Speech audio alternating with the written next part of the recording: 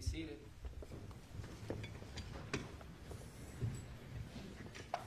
We're going to go on the record. It is March 20th, 2026. This is case number 251-401-132, State of Utah versus Sundwall. Welcome back, everybody. Ladies and gentlemen of the jury. Ready to get started, counsel? We are, Your Honor. Defense calls Dr. Kyle Hancock. Thank you.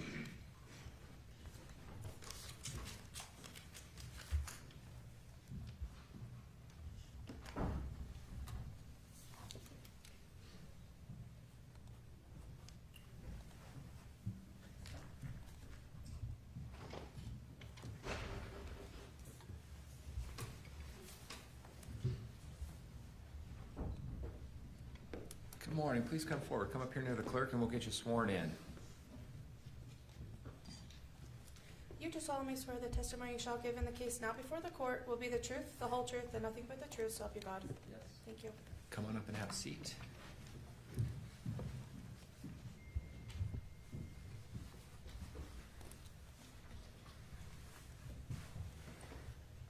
Appreciate you being here. As long as you can keep that mic in front of you, we'll be able to make a good record and we'll all be able to hear. Thank you, Your Honor. Counsel. Thank you, Your Honor.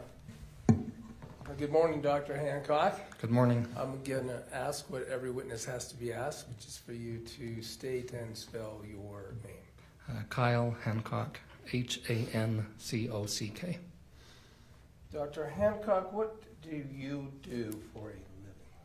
I am a licensed psychologist. I provide both clinical and forensic psychological services.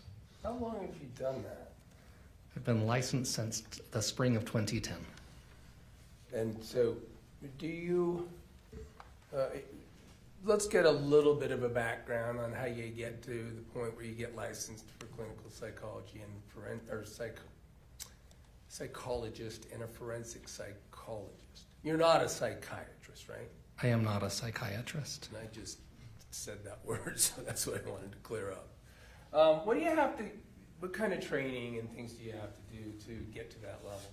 So I have a bachelor's degree in psychology. I have a master's degree in school psychology, and I have a combined clinical counseling and school psychology PhD.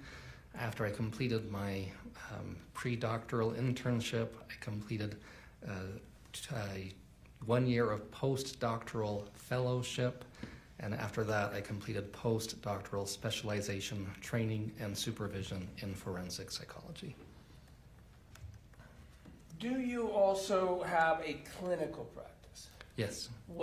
First, let's just describe what a clinical practice is and what it means and what you do. Yeah. Clinical psychology practice is where I basically help support people who choose to come and see me. Oftentimes they report life experiences that are unpleasant or challenging, and my job is basically healthcare. It's to assist them in finding ways to improve their quality of life. How long have you done clinical practice work? I've been licensed since 2010. I graduated in 2009, and so I was a certified psychology resident for 6 months under supervision, but I've been licensed since 2010. So you've seen people in the clinical setting since 2010? 2009. 2009? Yeah. And how big a part of your work and your practice is the clinical side, seeing people and assessing people and understanding people? That was the majority of my practice, 2009 through about 2020. I was working probably 35-ish hours a week most of the time. 2010, 2015 was probably closer to 40, 45. In 2020, I transitioned more and more into forensic psychology, and I'm now only seeing about 5 patients a week, 6 patients a week for the clinical side. Everything else since about 2020 has grown more and more into forensic psychology. Forensic psychology, can you help us understand what that means? Yes, that's where psychologists have a role in the lives of people who are somehow involved in a court system. So one of the things I do is help measure individuals' abilities and experiences when they report having disabilities that make it difficult or impossible for them to work. And in that role, my job is to identify what their abilities are and to give that information to people who make decisions about what supports they benefit from. Another role in forensic is I work with families going through divorce who are having difficulties deciding how to organize time with children and so forth, and I complete very comprehensive evaluations. I gather a lot of information, and I make recommendations to the court about what would be best for children in their family system. And another thing that I do is I work with people who are going through a legal process, either on the criminal side or the civil side, and I consult or provide expert testimony so that jurors or other finders of fact may have some information from my science that they may or may not find helpful as they consider the facts of a case. In that regard, if I heard you right, you've been involved in the court process through a variety of kinds of lawsuits. Is that right? Yes, I started that in 2012, and it just got bigger and bigger. I think you said civil. Some are non-criminal court cases like divorce and custody and such. Yes. You're involved. Have you been involved in your work in the criminal justice system? Yes. Have you been an expert witness? Yes. How many times? On average, I'm an expert probably 2 times a month, give or take, throughout a year. Now, some of your work in the criminal justice expert witness realm work in consultation that does not ultimately involve you testifying in court? Yes. And then sometimes you come and testify, and you described why and what information you may be called upon to give to a jury. Let's just talk about testifying. I mean, how often and how much have you testified to educate jurors? So testimony is when I say probably twice a month I'm in court as a doing testimony. Not doing testimony, providing review of records or consulting on a case or giving feedback, that's probably a couple of weeks a month on average of some variety or another. And of course there are, in the criminal justice setting, there's 2 sides, right? Yes. There's a prosecution and a defense, and I'm going to clarify, do you testify and do you work with prosecuting entities and ultimately testify for prosecutions? Yes. And have you done some testifying for the defense capacity in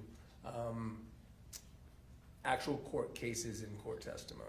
Yes. Let's talk about comparing how often you are asked to do that for either side. What is sort of the percentage of times that you're on the witness stand for the prosecution? Where I'm actually sharing testimony, that's probably about 25% defense and 75% prosecution in the last year. From 2018 to 2022 was probably closer to 90% prosecution, 10% defense through those years where I was sharing testimony. Where's your practice? In Logan, Utah. Do you work around the state in this capacity? In other words, you said you gave those percentages for testifying for the prosecution. Are those a variety of jurisdictions? Yes, so as far north as Logan, I've gone to Idaho a couple of times. I've gone as far south as Fillmore, I think it's Millard County. Mostly in 1st and 3rd and 2nd district courts most of the time.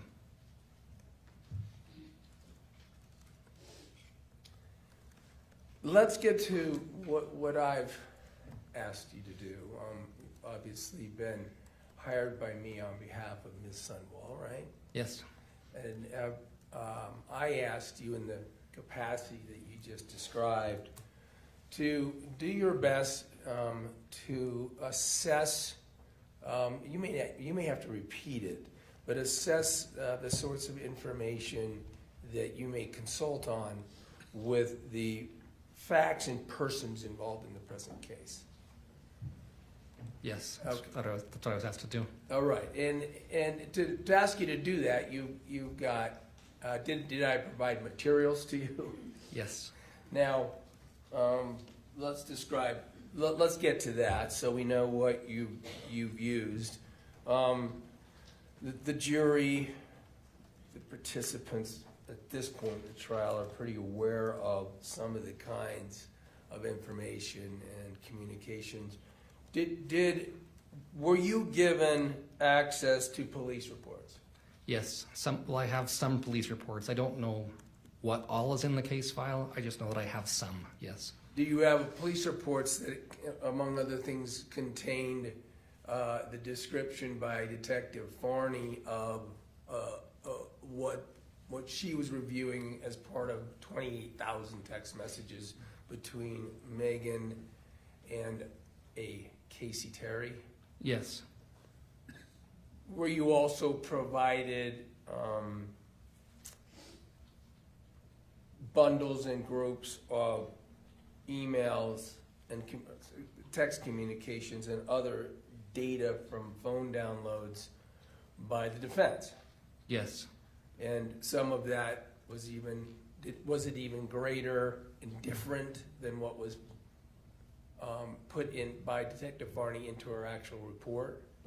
I believe so, yes. It was a high volume of communications. You didn't receive 28,000? I don't believe that was the number, but it was thousands of pages. Okay. Did you review that information? I did, yes. No, you said of course you don't know if there's reports that you didn't get, because Yes, is it fair that you rely on the defense to give you what's called discovery materials? yes, I receive information, I review that information and provide consultation feedback on the data I receive. Was that part of doing that? Was it by sharing links with?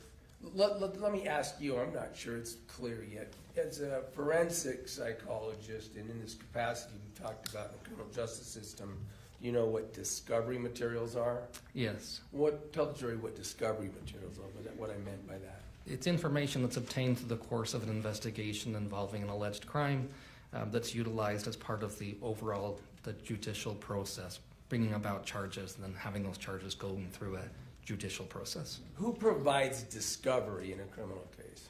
The investigators, so typically the prosecution's service team. So the prosecution gives the discovery, and then were you provided these materials, these thousands of pages, by means of even links to platforms like OneDrive that we use?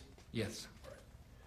And you said that included police reports, including did it include a 444-page report that was prepared by Detective Farney? Yes. It's 400 and something pages, so I'm assuming that's the one. Okay. Did you also receive some transcripts from prior court proceeding? Yes, I did. Did you receive,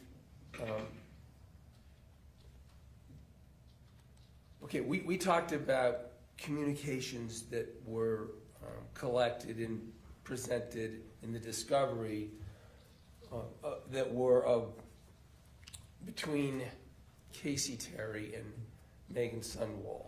But did you also receive communications that were pulled off of electronic devices, for instance, between these two, Meggan and Kacee, and other individuals? Between, for instance, let's just focus on Kacee for a minute, between she and other individuals that were on the phone? Yes, I reviewed communications between Ms. Terry and other individuals. For clarification and knowing what you used and looked at to render some of the information you're going to give about this case today, did you look at communications with Lee Randall? Yes. Renee Randall? Yes. Between, for instance, Kacee Terry and Michelle Tingy? Yes. Well, I do this, I just gave those names because the jury's actually heard those two testify, that being Lee and Renee.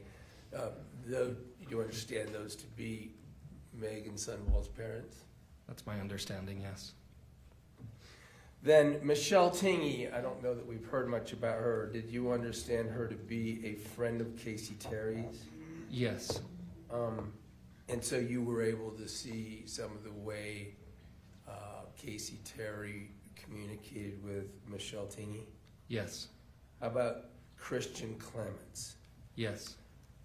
I don't think we've heard much in this trial yet about that. It was Christian Clements, a friend of Kacee Terry's, apparently.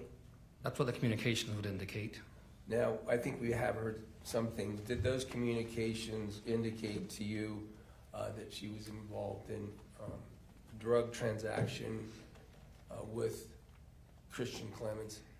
That was what the communications would appear to indicate to me. There were frequent discussions about use of or acquisition of drugs or illegal substances. Then, how about Mark Farnsworth? Communications that existed with a Mark Farnsworth? Yes. A Kaylin. Yes. And I think there's been some discussion here, but did you understand that to be Kacee Terry's aunt? That's my understanding, yes. And the Kylie Clark. Yes. Kylie, you understood to be Kacee Terry's sister? Yes. Did you look at some text information with a Kacee Tanner? Yes. Do you understand Kacee Tanner to be Kacee Terry's sometimes husband? My understanding is they had previously been married and divorced, yes. There were, let me just go through for the interest of sort of time. Were there other people that you were able to that might be acquaintances or friends of Kacee Terry's as well that you would review towards the ends of being able to give the information we're going to ask? There was also someone named Sue. There was reference to someone named, I believe the name on the communication was Liza Rue. And there may have been others. There's a Ty Wendell. Was Ty Wendell also someone sort of was in the loop with the Christian Clements and that sort of? There was a reference to that person, if my memory is correct, in the communications I reviewed, yes. And last, a Kevin Story. Yes, I do remember that name. And did you understand from those communications that'd be another friend of Casey's? My understanding, there were some kind of associates, friends of some variety, was what it appeared to be from the communications. Okay. You let me know if there's some materials that I haven't referenced yet that ultimately were part of, important to, or relevant to the work you did. But I'm going to move to that, move to some of the things. Were you asked to, in your capacity, review, investigate, and well, let's talk about this. Let me talk about it generally. Were you asked to contemplate the subject of suicide? Yes, I was asked to testify about my understanding of the science associated with people who choose to end their life by suicide or engage in suicidal behaviors. Then let's start with that general subject. You said choose to end their life or engage in behaviors related to that topic. Can you unpack suicide a little bit from your expert? And by the way, here's one thing I didn't do. Do you read and train yourself with studies? Yes, I review research articles designed to communicate information to professionals and scientists in my world. I don't enjoy doing research. I don't publish research. It's not my preference. However, I stay up to date regularly. In order to maintain my license, I have to complete 48 hours of formal education every 2 years, and every 2 years I must demonstrate specific education in the field of suicidology, is what we call it in my science. Suicidology. So, and you, by leaving out the fact that you use all these materials and stay up, are those peer-reviewed articles and research studies that you're talking about? Yes, I rely upon empirical articles from peer-reviewed journals. And I guess I'll ask you, what does peer-reviewed mean? So it means that a scientist conducts research. He submits or she submits that research paper to a journal, and then there are a group of additional scientists who do not know the author, and they review that author's work for, I don't want to say legitimacy, scientific rigor. How well was it performed? How well was it designed? Did it follow the appropriate standards of practice, etc.? And then that panel of scientists give information and feedback to the original author, who then gets to review the article and resubmit it. Almost always is the process. It's kind of a checks and balances to ensure the information being published would meet the appropriate scientific rigor to assist individuals who are looking for scientific information. Thank you. You're welcome. So we'll return now to, you already said you had actually, the training includes the subject you indicated of suicidology. Is there study and training and writing and empirical research on that? Yes, substantial amounts. Has it been something that's existed for a long time? For decades, scientists have looked at the factors associated with life events and decision-making processes and feeling states and other variables that have been associated or linked in a scientific way to individuals who either end their lives by suicide or who attempt to end their lives by suicide or engage in behaviors that we call sometimes parasuicidal or quasi-suicidal behaviors. It's a really big topic in my science, is the short version. Is it tricky too? There's a lot of complexity, there's a lot of nuance, there's a lot of details. It's a tremendous amount of science. So let's talk about people who may end their lives, that aspect of it. Are there a lot of variables and a lot of different circumstances that apply to that end-of-life desire or that kind of suicide? Yes. That might have been a terrible question, so I'm going to let you speak instead of me speaking. But you said that's about people who actually succeed. Yes, so the motivations for a person who succeeds or completes the end of their life by suicide.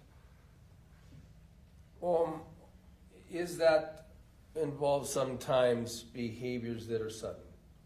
So a really simple dichotomy is we have some individuals who complete suicide after an impulsive decision. A common example is a major life event, a divorce, a loss of a child, a loss of employment, something similar that's a very out of the ordinary, overwhelming experience.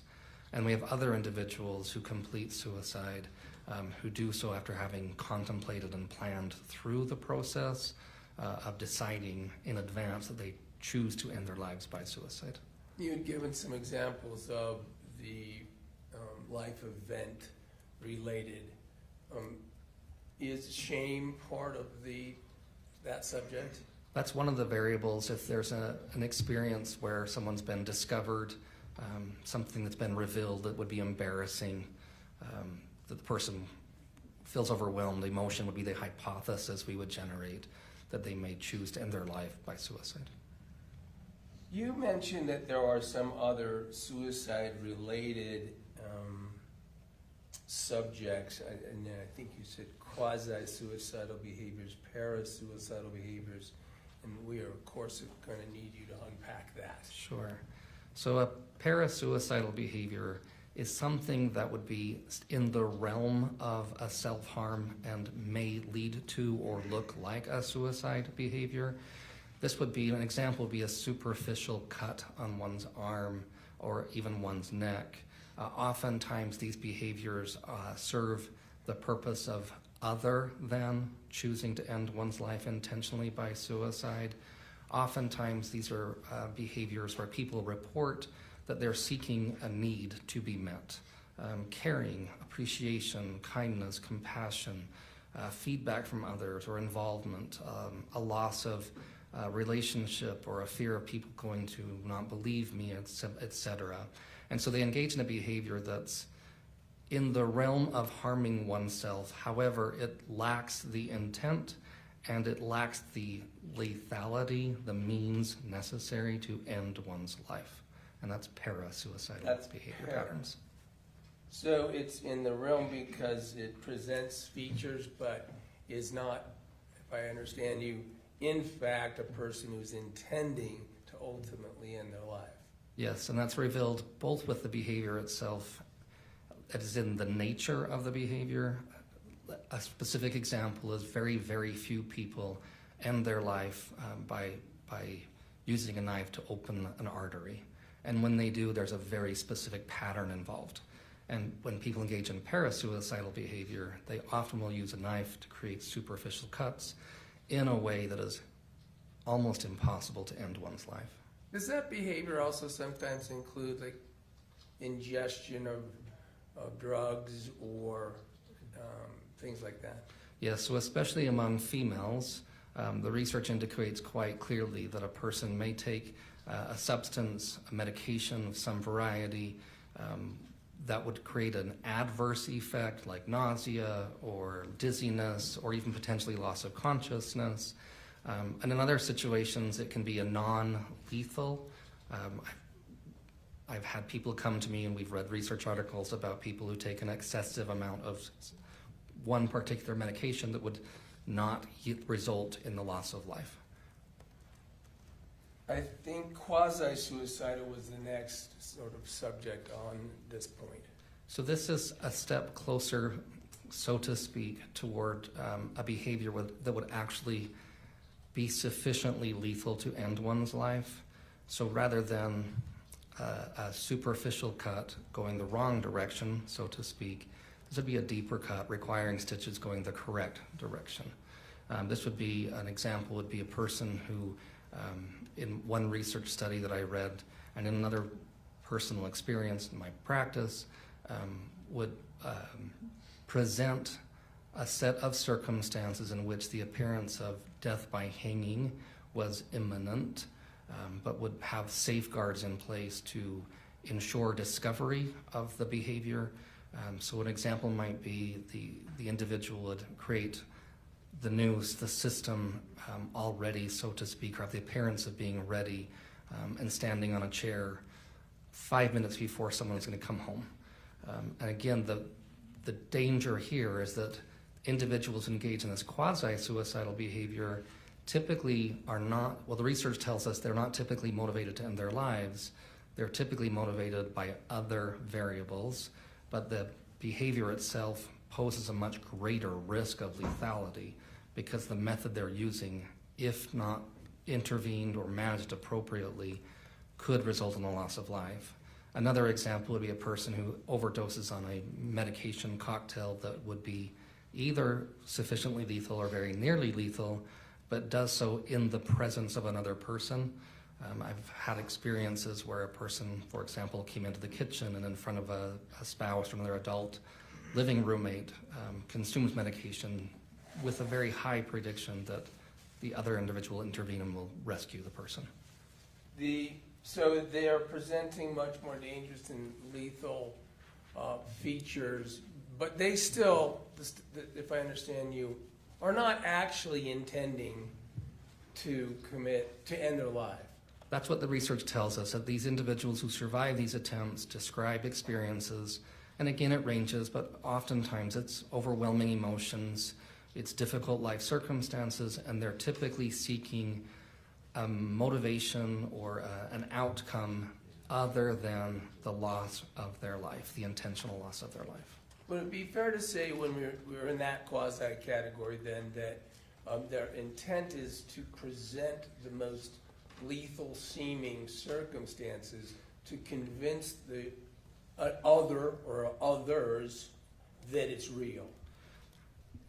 Yes. So the way the science would describe it is these are individuals who are coping with something so powerful that they're resorting to coping strategies that are clearly, from a healthy perspective, dangerous and problematic. However, when people feel that much overwhelmed and their life circumstances can become so painful and powerful, we as humans, we behave in ways that are irrational. We behave in ways that are mostly fueled by our feeling state rather than a logical, analytical process evaluating what is best for us. And so when people have these kinds of life events and these kinds of emotion, And it can be not just an in-the-moment experience, it can be a cumulative experience, things that have been happening for a very long time. Then they tend to engage in ways that are out of the ordinary. We do things when we have big emotions, all of us, that we later look at and think, why did I do that?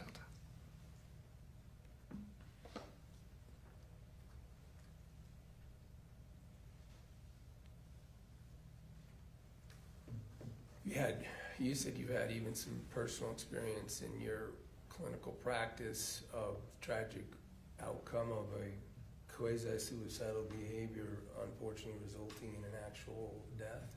Yes. And I'm not saying that's all you know about the subject, but as an example, one of your patients, Yes. just really briefly describe how that, it was an articulation of the things that you've just described in general. It's happened twice in my career, that particular experience that in one circumstance it was a person who, the record, the information I had in my role as a clinical psychologist was that my patient expected for an adult to return home at 5 p.m. She had experienced a wide range of powerful life events and emotions. She had engaged in parasuicidal behavior for a very long time, and had received some unpleasant and painful feedback. People communicated to her that they were frustrated, discouraged, exhausted, tired. There was discussion about the end of the relationships. It was a very difficult time, and she engaged in a behavior that she could have been rescued had the person arrived home at 5, but they were stuck in traffic and were unable to arrive until such time that the result of her behavior was the loss of her life. Was her behavior, is that the patient who used a hanging behavior? This was a person, in this instance, who consumed a range of medications that she had stockpiled. So she had utilized that method, your opinion as her doctor was, as yet another quasi-suicidal event, but unfortunately she wasn't discovered in time. That was my opinion as a clinical psychologist offering assistance to the family who survived her. Yes. I want to move now to a different subject that I have hired you to consult with, and that is behavior patterns of individuals, relationships, and that sort of thing, right? Yes. In particular, was I asking you to consult with with us, on this, in particular, sort of the personality traits, if you will, behavior patterns of, in particular, let's Meggan Sundwall and Kacee Terry. Yes. Now, we had already indicated that, was that the bulk of the information you got from the communication, the communications that were documented? Yeah, the majority of the volume of the communication between Ms. Sundwall and Ms. Terry. Also, in the materials you got, were you able to learn about, for instance, Meggan Sundwall and other people, because there were interviews with friends, family, and other people associated with them? Yes. So were you able to learn as much as you could? Granted, is it fair to say that I don't have infinite resources to pay you to work on this all day? I would assume that would be the case. Okay, so as we tried to streamline or narrow the subjects, were you able, do you think you got enough information to have some basic opinions and conclusions about, in particular, the nature of some personality traits and characteristics, let's say, of Kacee Terry Yes. and Meggan Sundwall? Yes. and important, did I ask you to focus as well on the relationship based on the information you had between the two and the nature of this forensic context? Yes. Now, we already established you're not a psychiatrist, I am not. and I did not ask you to interview Meggan Sundwall, right? I have not. And I did not,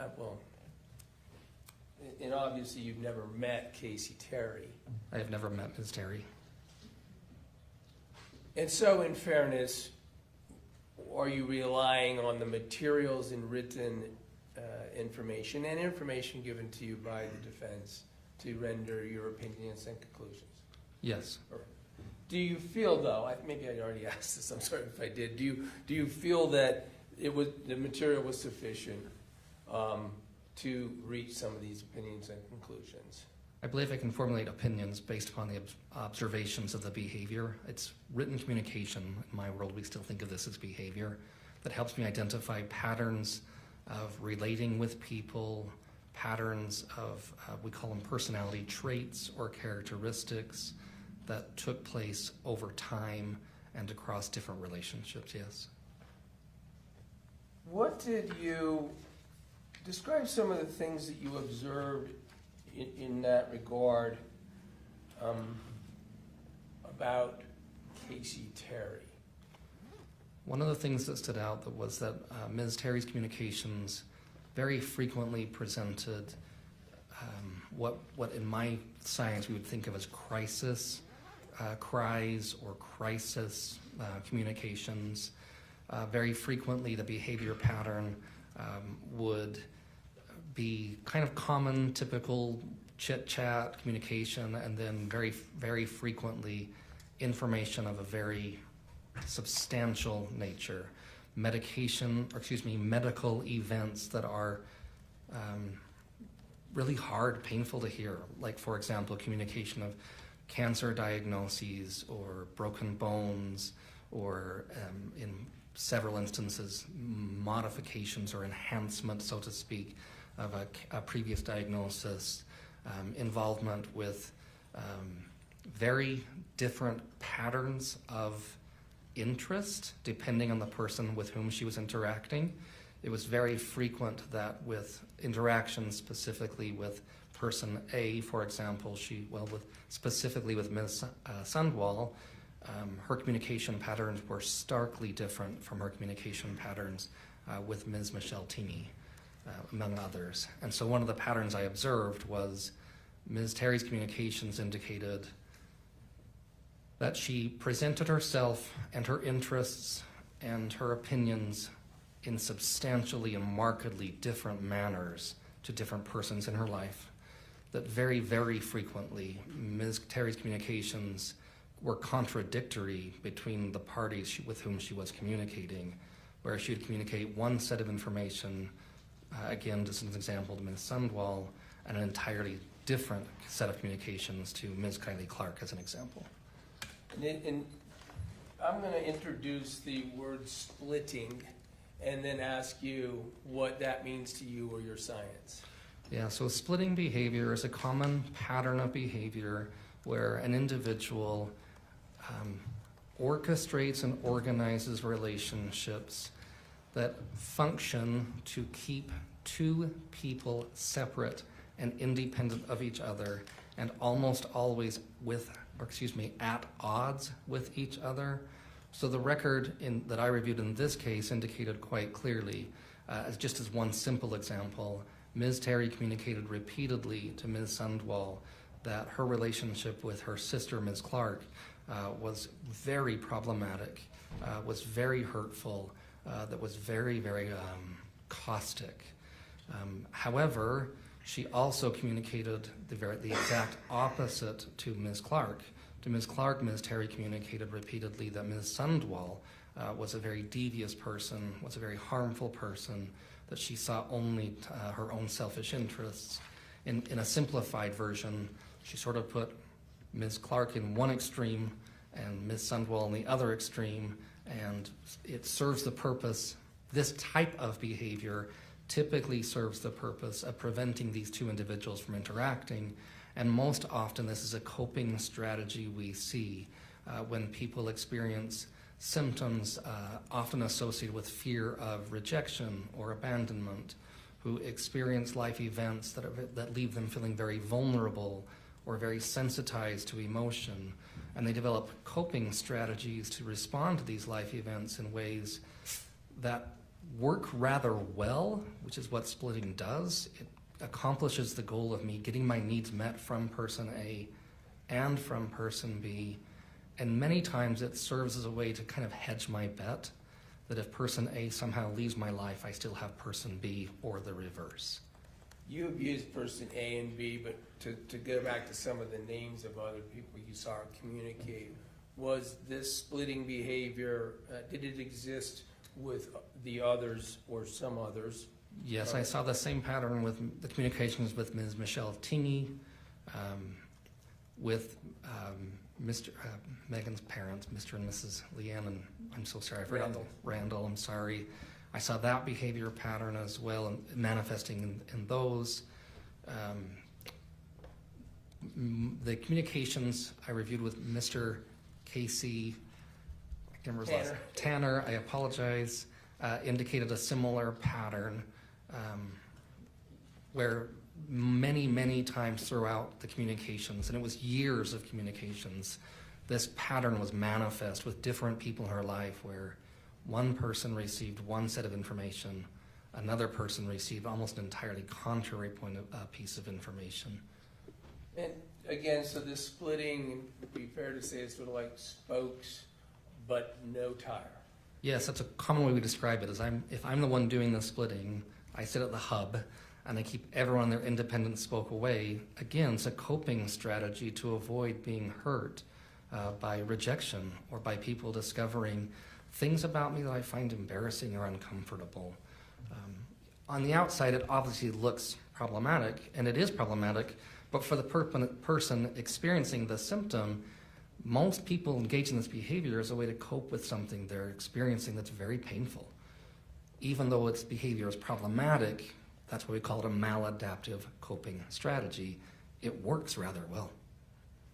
You said, and I get that, so the person in this case, we're talking about Kacee Terry, is engaging in this to cope, but is hurting.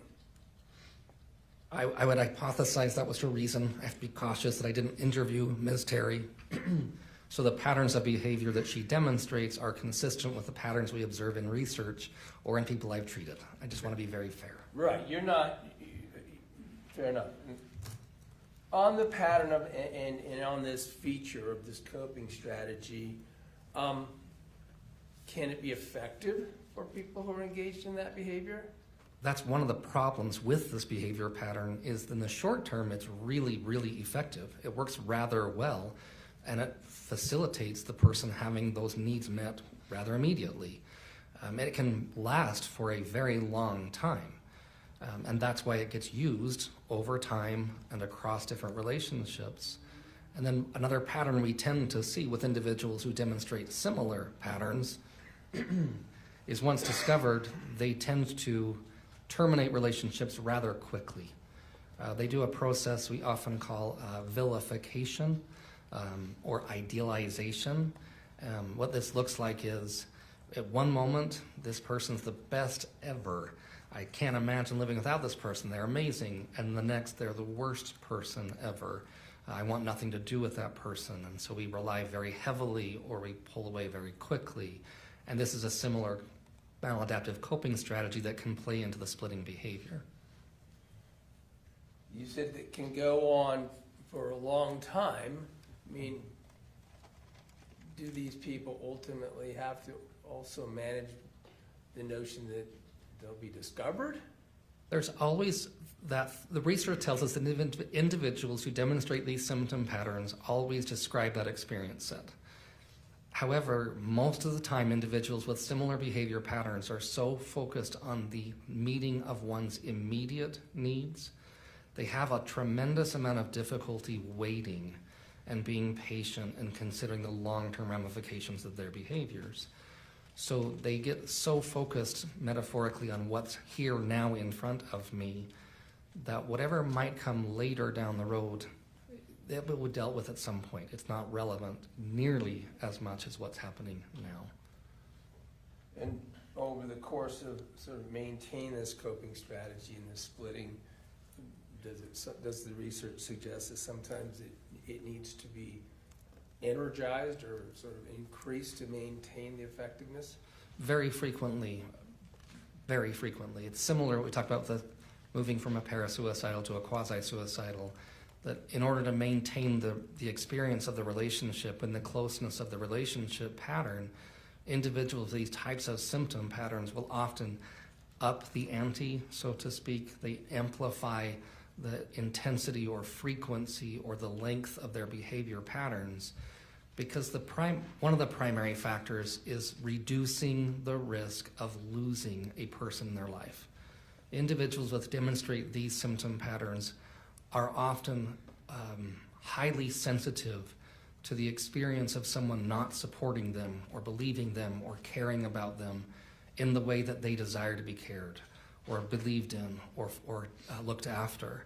And so most of their efforts are geared toward reducing the risk of loss. And so in order to do that, they will often go to great lengths. In this specific case, one of the things I noticed was that in the communications between Ms. Terry and Ms. Sundwall, much of her communication descriptions were associated with adhering to religious tenets and following a faith system devoutly. With her conversations with other individuals, it would be engaged in behavior that would be inconsistent, at least with my understanding of those religious tenets, using substances, seeking out substances, language that would be coarse by its nature and not typically consistent, at least with my understanding of those same religious beliefs. So as an example of using sort of one strategy with Ms. with Ms. Sundwall, and a very different strategy with individuals who are struggling with substance use behaviors. And that's very typical. Sometimes we call this being the social chameleon, where the individual modify their preferences, opinions, taste, ways of talking or dressing in order to increase their appeal to the person they're currently interacting with.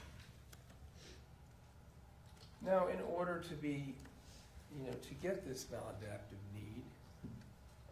need, satisfy this need,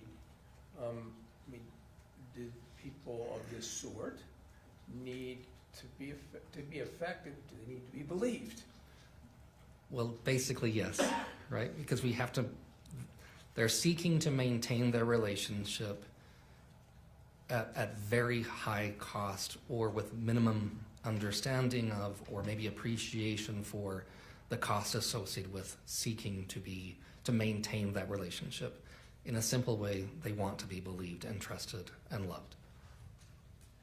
Is it then, as the relationships that feed this need in the different ways and get the attention,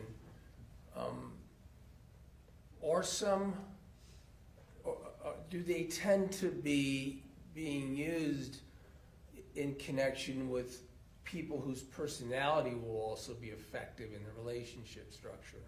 Yes, so part of that social chameleon is these individuals are often very, very effective at reading people, understanding their personalities and their characteristics and traits, and then adapting accordingly. In a really simplified way, if a person who experiences these kinds of symptoms comes across someone who's rather shy and reserved and quiet, it would be really quite common for the person experiencing the symptoms to accommodate. So that would may be being shy and quiet, or it may be being fun and outgoing. Whatever works, whatever serves the purpose of acquiring that relationship and maintaining it. And that's a very common feature set. Now, let me move to the discussion in particular of what you observed in the relationship that she ultimately built and developed and engaged in with Meggan Sundwall. Did you see? Now, you've never like we already established, you've never tried to use an instrument to test Meggan Sundwall's personality, right? I have not. You're not here to render some sort of personality characteristics for either of these any of these individuals, right? No, I'm solely describing the behavior patterns. In terms of the behavior pattern, did you have conclusions or opinions about whether or not and how Kacee Terry was effective in that relationship in meeting her needs? With Ms. Sundwall? Yes, with Ms. Sundwall. Yes, I have an opinion there. And sort of describe what you saw there and why you thought it would be effective in that regard. So they observed the behavior patterns and the communications between Ms. Sundwall and Ms. Terry reveal a pattern in which Ms. Terry frequently seeks out and increases the chance of receiving nurturing, caring, compassion, investment, and Ms. Sundwall regularly engages in a similar provision of those things. In an oversimplified way, it can be Ms. Terry seeking out compassion and comfort, and Ms. Sundwall frequently administering that. That's observed in the communication patterns describing sharing of gifts, sharing of time. They refer to each other with terms of endearment on a regular basis. There's clearly instances in which Ms. Terry also generously shares resources with Ms. Sundwall as well. But it's very clearly I don't want to say a patient caregiver or a child parent, but a dynamic in which one person is seeking nurturance and the other person is clearly providing nurturance. Now, are there, let's just go ahead and focus on that relationship. Are there features that you saw in that relationship that would explain, why do people in Meggan Sundwall's position in that kind of relationship, what do they get? What do they commonly bring to the relationship, and how do they behave? So individuals who have a high degree of nurturance or caring or patience or gentleness or tenderness often receive intrinsic benefit and reward. So the research would say individuals in my science, mental health, excuse me, in nursing in particular, in palliative care, things of this nature, they often describe experiences of personal reward and value in being part of what helps and supports people. In fact, one common theme in our training in clinical psychology and social work and nursing and so forth is the idea that we take our patients' experience as their experience of reality and truth. And my job as a clinical psychologist is to listen to my patient's story, seek to understand their story from their point of view, and to really basically assume that what they're sharing with me is a reflection of their real life. I'm not an investigator, I'm not a fact finder, and it's quite rewarding to be a part of that relationship of seeing people grow and receiving feedback of being someone who's involved in supporting and assisting and helping. There's a lot of reward for people with those kinds of characteristics that comes from being involved. The other part of the pattern is that individuals who demonstrate symptoms similar to the ones I observed in Ms. Terry are very, very adept at giving that feedback and giving that information. One of the things I always tell my trainees is the moment your patient tells you the best thing ever, and there's never been a smarter therapist in the universe than you, is to really be careful with what we as the therapists do with that information. Because if we start to believe that, it impairs our capacity to engage in healthcare. That's why they do that behavior patterns, because it rewards us. Do someone in the position, for instance, we're talking about the relationship that involved Meggan Sundwall, in that dynamic,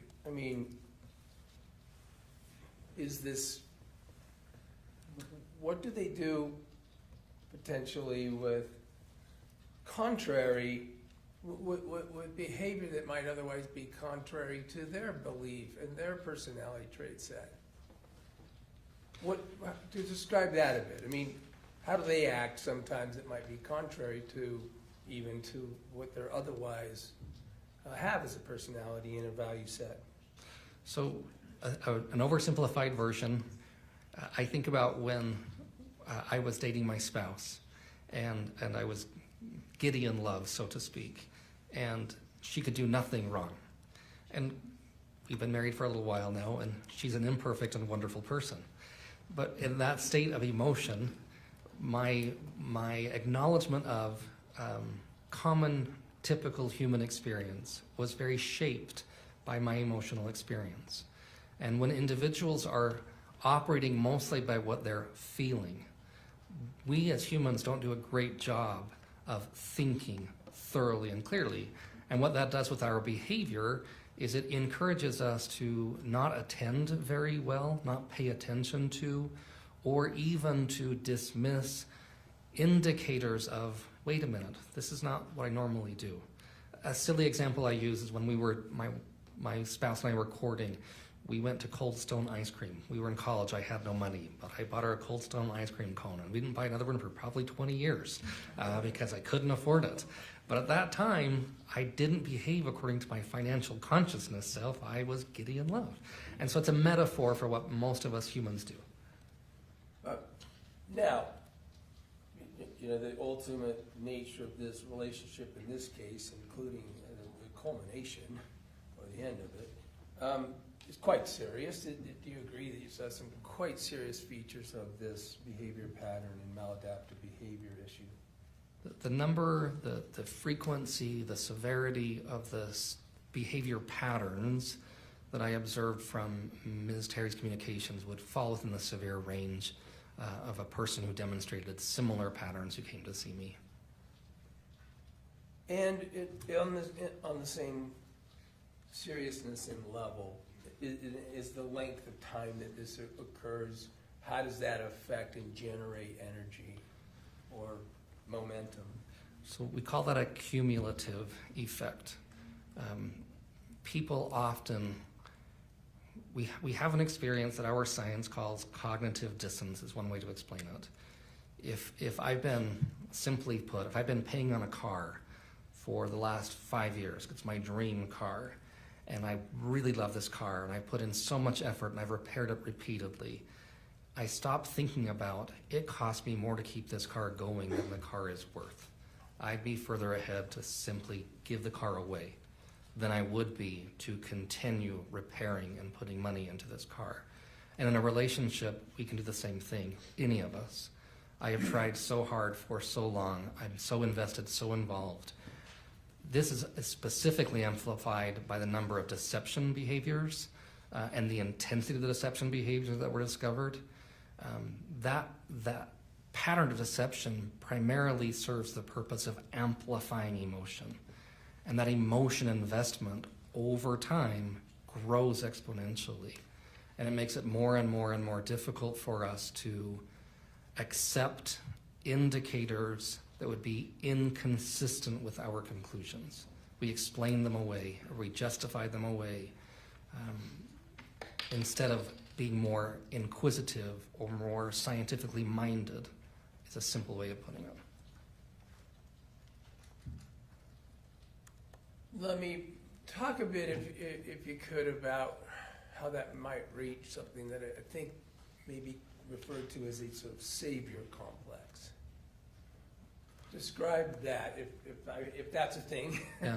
and what it means and how it might apply, of course, for an assessment of this case. It's a pattern we see in healthcare workers on a pretty regular basis. It's a belief system and a behavior pattern, so to speak, in which a person comes to the conclusion that if I'm the example, I'm the only one who has the capacity, the technical expertise, the willingness, the emotion to take care of my patient. In my world in clinical psychology, some professionals get in trouble, they make errors because they seek to support their patient in a way that is unethical and inappropriate. Like, for example, showing up at their house to dispel an argument between spouses. That's a gross ethical violation. But the goal is I know so much about you, and I've taken so much care of you, and no one else loves you, and your spouse is horrible because you've told me how horrible your spouse is, that if I don't do this, I'm going to be complicit in your harm. So the idea for individuals who have these kinds of belief systems is they engage in a behavior mostly fueled by the emotional conclusion that I'm here to take care of you and save you, and nobody else can, only me. I'm the only one capable. So not only must I take care of you, but if I fail to take care of you, then unfortunately I'm complicit in your harm. And that's very difficult for someone who's a caregiver. Now, in this particular case, the subject between these two individuals was less palliative and more confederate in the actual suicide aspect. Is that correct? That's my understanding from the communications. And how would that play? And that seems, talk about counterintuitive. How is it, this relationship and this desire to feel like I'm the only one that can be with you, how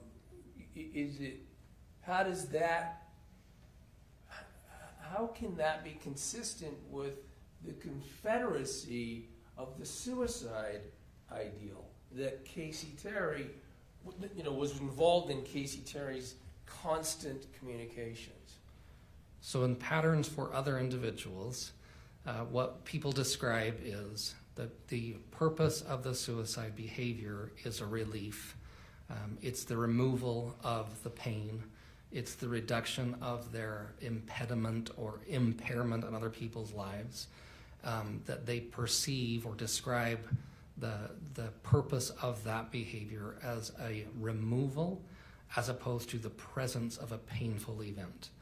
And so by engaging in the removal of something dreadfully unpleasant, it facilitates the conclusion that I'm doing good. It's a simplified way of saying this. So that if the idea is that the desire of, in this case it would be Kacee Terry, but someone in the literature that studies in this dynamic, the desire to be free from misery is the savior complex for somebody who's a confederate or an associate or close one and only that can be part of that subject? That's one of those that show up. Another is the fulfillment of the loved one's wishes. There have been other studies and other examples where in one study I recall it was an elderly couple who didn't want to be a burden on, and this is all of course research gathering and theory development after the individuals were deceased. They made a pact and wrote a letter to their children where they decided one person to end the other person's life and the other to end their life by suicide. And they talked about it as we're the only ones who can do this for each other, and so we're fulfilling each other's wishes by removing ourselves from this burdensome role we've taken. So the notion is that this caregiving person is actually in this counterintuitive circumstance that they think that being in their role of assisting and relieving pain is the feature that becomes a savior aspect. That they become an advocate. They become the one who can rescue. They're fulfilling the wishes of their loved one by adhering to their request or something similar. And so to bring this full circle to the notion of quasi-suicide, you've described that somebody in the quasi-suicide circumstances is certainly trying to be convincing. Generally speaking, that's what we would assume, is that they've increased the intensity or the lethality of the behavior that would be closer to an unintentional loss of life by suicide or an unintentional loss of life. And that the end of the loss of life is the relief that the other person in this codependent relationship is idealizing as the ultimate comfort. That's often what people report and describe, is that they're seeking to remove the pain, remove the distress by adhering to the person's stated wishes as they understood it. You had mentioned cognitive bias in some of those terms. Let me turn to another feature in subject, and that is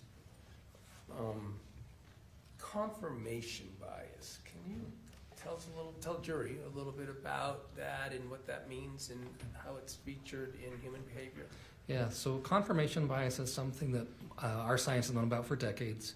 It happens to all humans to one degree or another.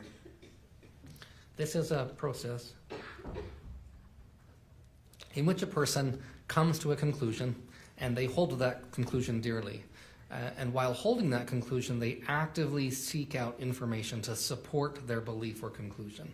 And at the very same time, they actively avoid gathering information that would contradict their conclusion, or they find ways to discredit other information. The simple way of thinking of this is sort of like having blinders on.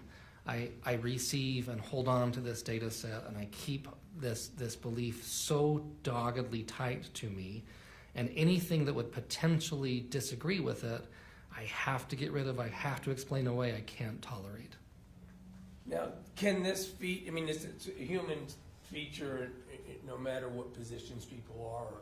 Yeah, all of us across the humans do board? it. All of us do it, is that right? And did that feature play in as you were assessing the relationship between Meggan Sundwall and Kacee Terry? I think there's a very high risk of that happening because it's an internal event. I use behaviors to make inferences about the probability of it happening, and I think there's a high risk that it occurred, yes. Then, but this can also, let's talk about the medical field. Isn't it, is confirmation bias studied? Extensively, yes. For how long? I believe the first was in 1956 or 8. I'm not positive, but it's been studied extensively. And there are other associated elements, but that big broad category, medicine is trained on it repeatedly and repletely because unfortunately throughout medical history, a surgeon, a physician can be so convinced she or he has the right diagnosis that they refuse to accept data that would contradict the diagnosis, even if it would promote the better health care of their patient. It's so common, in fact, that there's been documented loss of life for decades and decades due to not a lack of technical expertise, but a refusal to reconsider my, so to speak, theory or diagnosis or conclusion. And it appears to be something that would be problematic, for instance, in science in general, right? Very much so. There are famous examples. Again, in my science, there was a study once of postmortem brains that was very much replete with this problem that was later thoroughly and exhaustively debunked. Another study involving medication in 2003. There have been tremendous amounts of studies where this has actually shown up and caused overwhelming harm.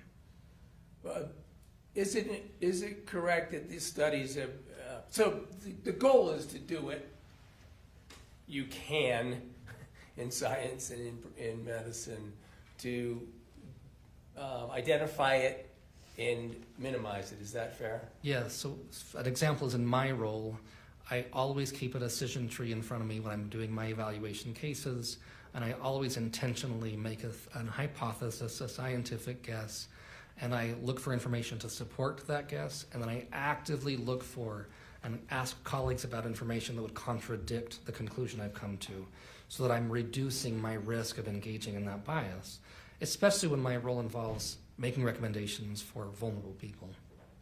Is it true also in other professions and occupations, or sensitive especially to trying to deal with confirmation bias?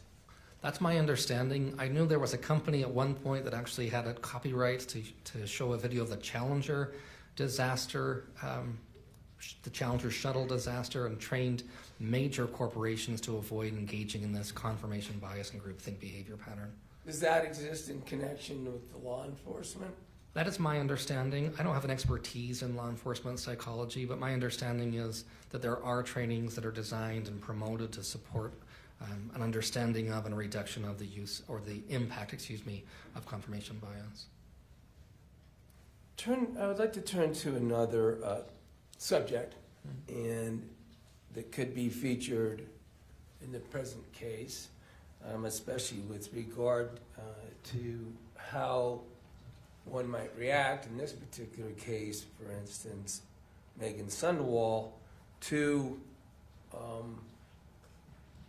a crisis that they may fear. Describe what the human experience of panic is. Yeah, so a really simple way of thinking of our brain is that we survive first, and then we feel, and then we think. And when we are confronted with something that causes a lot of unpleasant emotion like panic, that happens at the second stage of our brain, and we tend not to think very thoroughly or effectively. And then our behavior tends to become less organized or productive or less effective. A super simple example, I'm terrified of spiders, and my family laughs at me all the time because if I see a spider, I run and I scream and I act in a way that's really embarrassing to me. And that's a really simple example of when we are faced with something that causes a lot of panic. Most of us have a reaction that's more associated with make that go away, and we don't typically think through a logical analysis of what am I doing, what will happen when I do this, what will the impact be. That's a pretty common human experience. And can that human experience, is it fueled by emotion? Yes, very much so. To the point, like, for example, emergency responders, they go through part of their training is to recognize that common human experience of panic or revulsion, and they have to be able to think through the process so that they don't react with that emotion and run away from someone who needs support and help. But there are loads of other examples, but that's a simplified way of saying it. And if I understand you, then this is a response to a serious threat that the individual is feeling? Certainly, the more we see something as a threat, then that emotion becomes even more basic, and that emotion can then start to move us toward, I need to survive. An extreme example is if I was on a walk and saw a bear, there's a part of my brain that's going to say, just get out of here, just get safe. It will be accompanied by an enormous amount of emotion, because emotion is designed to motivate our behavior, and it's also designed to tell us what will most likely lead to a successful short-term outcome. Get away from the bear, run like mad. That's what would happen basically. In a human circumstance, can that be a feature that can last over a period of time? Especially if it's an unpleasant but not immediately threatening thing. Again, simple examples of pacing back and forth, worrying about, did I make a mistake? I've got to go see my boss tomorrow. What is she going to say to me? What's going to be wrong? I've got to take my exam tomorrow. Oh my goodness, I'm really stressed and worried about that. And I'm not eating, and I'm not really kind to my family, and I'm feeling overwhelmed, and I'm putting things in the garbage can that should have gone to the fridge, and all sorts of things, because our behavior becomes less purposeful and organized the more our emotion builds, and the longer that emotion lasts, the less effectively we tend to think and behave. Does that, if I understand you, then sometimes relate to panic over a future threat? Oh, certainly. Yes, because that anxiety about what could happen, again, back to my simple example, what if I fail my exam? I've gone to all this school, it will all be for nothing. I put my family in an impossible position. My personal experience was pacing back and forth instead of sleeping, which would have been a wiser choice before taking the exam. And then I take it sort of the further away but still significant fear of threat. You're in the behavioral portion of your panic reaction because of the future threat, even if the future threat may be days, weeks away. Yep, get rid of it. Make it go away. Do what I can to reduce the risk. And I'm just one moment.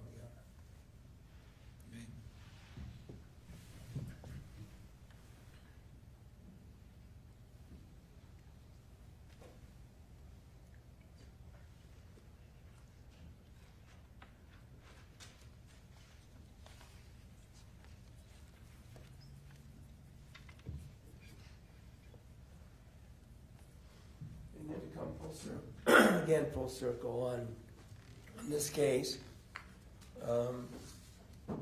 In what you did, you had talked about, you had reviewed these communications, and it might have been completely clear that communications were reviewed between Kacee Terry and a variety of other individuals, including especially, of course, Meggan Sundwall, right? That's correct. But you were able to review communications as well between Meggan Sundwall and other people in her life. Yes, that's also correct. Thank you. Welcome. I have no further questions. Pass the witness. Thank you. State wish to cross? Yes, Excuse me. Sorry, Lauren. Can I grab that water? Oh, yes.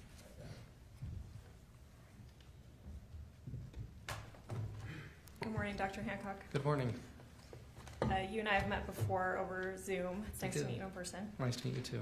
Mr. Williams covered much of this with you already, but just to clarify, you obviously never treated Kacee. She was dead before you got involved in this case. That's correct. I've never treated Ms. Terry. So you never evaluated her clinically. I have not. You never administered psychological testing to her. No, I did not. You never met with the defendant, Ms. Sundwall. That's correct. I did not. Similarly, never gave her psychological testing. Yes, that's right. You'd agree that in assessing personality or dynamics of people, it would be ideal to actually meet with the people. Depends what we're trying to accomplish, but generally speaking, if we're completing a measure of personality functioning, yes, we administer formal measures to describe a comprehensive understanding of the way people see the world, relate with other people and with themselves, and that's typically done in person. So that would be ideal, but obviously you didn't do that in this case, but you reviewed a lot of communications. Yes, I was asked to review communications to identify any patterns of behavior. You didn't review, you were given many of the text messages, you didn't review all of them. I reviewed the best I could. I certainly didn't review every single one, no. Yeah, there's certainly a lot of them, about 29,000. Yes, ma'am. You are a psychologist, you're not a medical doctor. I am not a medical doctor. I have a PhD. I'm a psychologist. I want to talk a little bit about Kacee. You described in direct that a lot of Kacee's communications, particularly to Meggan, were about crisis, medical emergencies. Is that fair? Yes. I believe you said that Kacee also engaged in modifications or enhancements of diagnoses. Yes.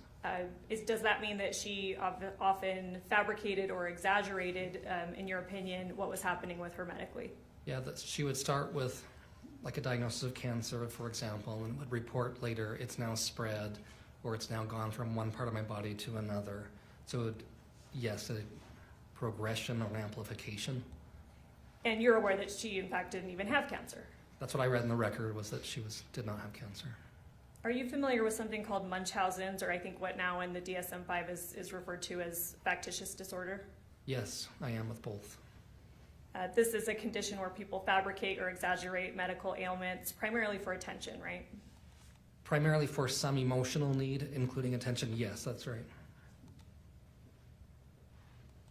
You mentioned that Kacee's communications with people other than Meggan were often very contradictory to what she's telling Meggan, right? Yes, yes. I believe you mentioned Michelle and Kylie in particular. Kacee did not have a pattern of telling those people these detailed, exaggerated medical stories that she's telling Meggan. If my memory is correct, she shared medical history with Ms. Tingey and I believe other individuals as well in her communications. My memory is that there was communication that she'd been diagnosed with cancer, that she'd broken a leg. There were some others similar to that, is my memory. Fair enough. So she does talk to them about maybe some medical conditions that, granted, yeah, we all know that cancer is false, so she is lying to them to some degree. But she doesn't have the same pattern of engaging in heavy discussion of exaggerated medical problems with Kylie or Michelle. I didn't observe that with Kylie as much, and with Michelle less. There were other topics that were discussed more frequently in my review of those records with Michelle. And she didn't reflect suicidal intent with anybody other than Meggan. I cannot remember all the details on that. There were so many reviewed. I can't remember if she mentioned it, but certainly it was more commonly discussed with Ms. Sundwall than it was with the others, yes. Excuse me.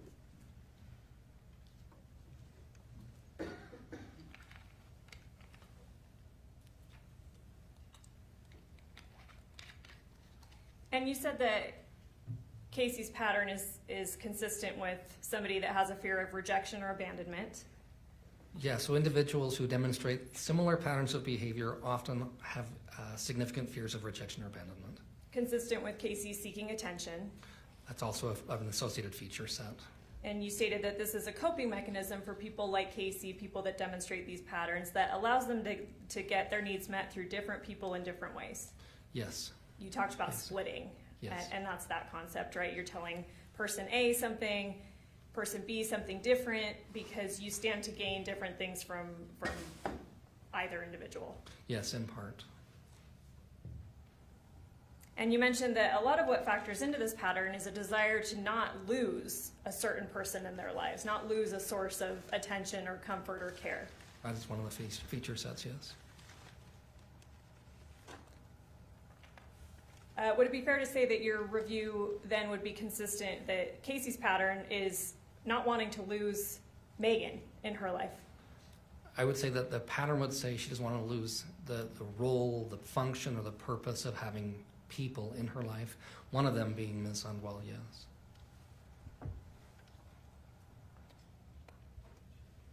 You mentioned in direct that, and correct me if I'm misquoting, you said once discovered, maybe this splitting behavior, someone can engage in villainization, which would include cutting off somebody or telling other people that they're now an awful person and they don't like them anymore, something like that. I would say that's not necessarily that order, just that there are two different things there. Once discovered, people will often either go to great lengths to save a relationship and go to great lengths to salvage the relationship the best they can, or they kind of close up doors quickly and powerfully and come to a rather abrupt cessation of the relationship. And then we have this pattern of vilification or idealization. That's somewhat separate. That happens throughout for many individuals who demonstrate patterns of behavior similar to those I observed in the communication pattern from Ms. Terry. Okay, and that can help keep person A and person B in this splitting behavior separate so they don't communicate and learn the truth of what's happening, I guess. That can serve that purpose, yes.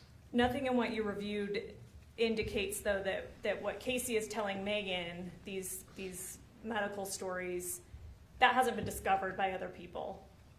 I'm not aware of that. Yes, I'm not aware of that. I want to talk about suicidal ideation versus suicidal completion. Okay. People can talk about suicide for years without actually completing suicide, right? That is correct. Suicidal ideation can be common in many mental health conditions. Yes. Talking about suicide does not mean a person will actually act on it. No.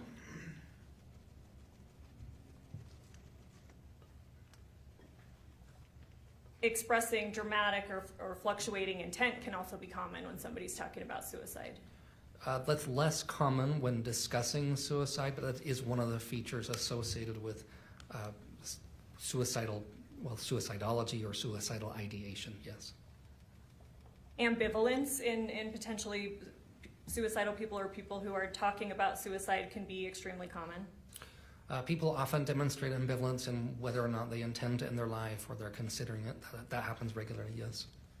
In fact, many potentially suicidal people both talk about wanting to die and wanting to be stopped, or internally they're wanting to be stopped. Many people who survive suicide attempts or who report having experienced suicidal ideation describe that very process, yes. You talked a little bit, I think you made reference to someone making a superficial cut on them versus a cut that would actually have a chance of killing them. Yes. Is that fair? So correct me if I'm wrong. I've heard of this before too, and I've heard that if you make horizontal cuts on your wrist, that's less likely to medically kill you. Is that correct, right? Yes, ma'am. Versus if somebody makes a cut vertical, that might mean that they're more serious. There's a higher probability of loss of life by suicide if the cut is vertical up the arm than if it's horizontal, yes. Okay, I wanted to clear that up because you had made reference to that. I wanted to make sure I was understanding that correctly. Have you heard of the term cry for help? Yes. What does that mean for you? Yeah, oftentimes that's a description people use when a person engages in a suicidal behavior or a parasuicidal behavior, and the purpose is to communicate to others, I need your support, I'm hurting, please assist me or take notice of me. It's a desire to have one's needs met, or a communication method, excuse me, to have one's needs met. And in fact, that could be, and well, I won't go that far yet, but that could be, I need help, I'm hurting, please stop me from these suicidal, maybe parasuicidal behaviors. Yes, for some individuals, that cry for help function is please stop or assist me in stopping the pain that I'm experiencing or the distress I'm experiencing. Yep. Which doesn't necessarily mean please help me accomplish suicide. Right, that'd be contrary for some individuals. You would agree that actual suicidal intention and completion would involve decisive, irreversible action. Successful completion can involve decisive, irreversible action intentionally, or it can be an unintentional, unpredicted outcome. Okay, fair enough. Some people who talk about suicide or have suicidal ideation may delay suicide. Yes, They may never act at all on suicidal ideation. that's correct. Yes. Some create excuses about not committing suicide yet. Yes. Some seek reassurance. Yes. Some test whether others will intervene. Yes. These kind of behaviors can indicate uncertainty about whether the person is actually serious about committing to suicide. Yes, they can. And like we covered, that those behaviors can indicate a desire to be stopped entirely from committing suicide. Yes, they can. We talked about parasuicidal and quasi-suicidal. You, I believe, indicated that some people pretend or engage in behavior that looks like they're suicidal even though they're actually not. Fair enough? Yes. These are often people who are seeking attention. Seeking one's needs being met is how I would say it. I don't want to be demeaning or pejorative to individuals who are hurting. Sure, yeah, and I don't mean to be either. I didn't think you did. Yes, and sorry about that. You did reference other things. So needs that they might be seeking to be met are care, support, compassion, comfort, those types of things. Attention, affection, yes. You'd agree this fits the pattern of Kacee? In part, yes. Would you agree that Kacee was a vulnerable person? I'm not from a legal standpoint, I'm not qualified for that. From an emotional standpoint, I would say that the behavior patterns demonstrated are very common among individuals who experience a wide range of intense emotion that would increase their risk to being very sensitized to painful emotion and to seeking behaviors to accommodate those emotions that most people sort of in the lay public would think of as probably inappropriate, problematic, probably hurtful. And some people may take advantage of that kind of person. Yes, that's an increased risk. You talked about, so you reviewed a large number of communications between Meggan and Kacee. We've covered that. I believe on direct, Mr. Williams asked you that Meggan pretty regularly provided nurturing to Kacee. Yes. And in fact, she never confronted Kacee on these fantastical stories that Casee's telling her. If she did, I don't remember that happening. And Kacee is telling Meggan, again, you're not a medical doctor, but would you agree that much, if not most, of what Kacee is telling Meggan is not even medically realistic? That would be outside of the scope of my expertise, and so I would be cautious. I don't know. Okay. Would you agree that vitals that say something like heart rate is 6, temperature is 53, those are not consistent with life? As a layperson, that sounds very odd to me. Again, I don't have a technical expertise, but that would strike me as rather odd. Fair enough. A person, you said as a lay person, you're not medically trained. That would strike you as odd. You're aware that Meggan is medically trained? I am, She is a nurse, or Yes. was a nurse at the time. yes. We talked about what a person, in this dynamic, and obviously we're talking about Meggan and Kacee specifically, so a person in Meggan's position here, you said they often like to nurture. What they're getting out of this dynamic is they like to nurture. It can be rewarding to feel like they're assisting and helping. You mentioned a savior complex. They may engage in even unethical behavior because they believe they're the only one capable of helping this person, right? That's what the research tells us, yes. And you said that they do not want to be complicit in harming the person, the other person in the dynamic, excuse me. Yes, the research tells us individuals report that that's one of their motivations. And Mr. Williams followed up with this with you that harm in a context could mean a desire to be free from misery. I think I understood that correctly. Sorry, that was a bad question. May I ask? Someone in Meggan's position is doing their best to not harm Kacee, but harm might be considered her remaining in a miserable condition in life. Yes, that's what's described to us, yes. You mentioned that in a dynamic similar to Meggan and Kacee, that it would be important for Kacee to need to be believed, right?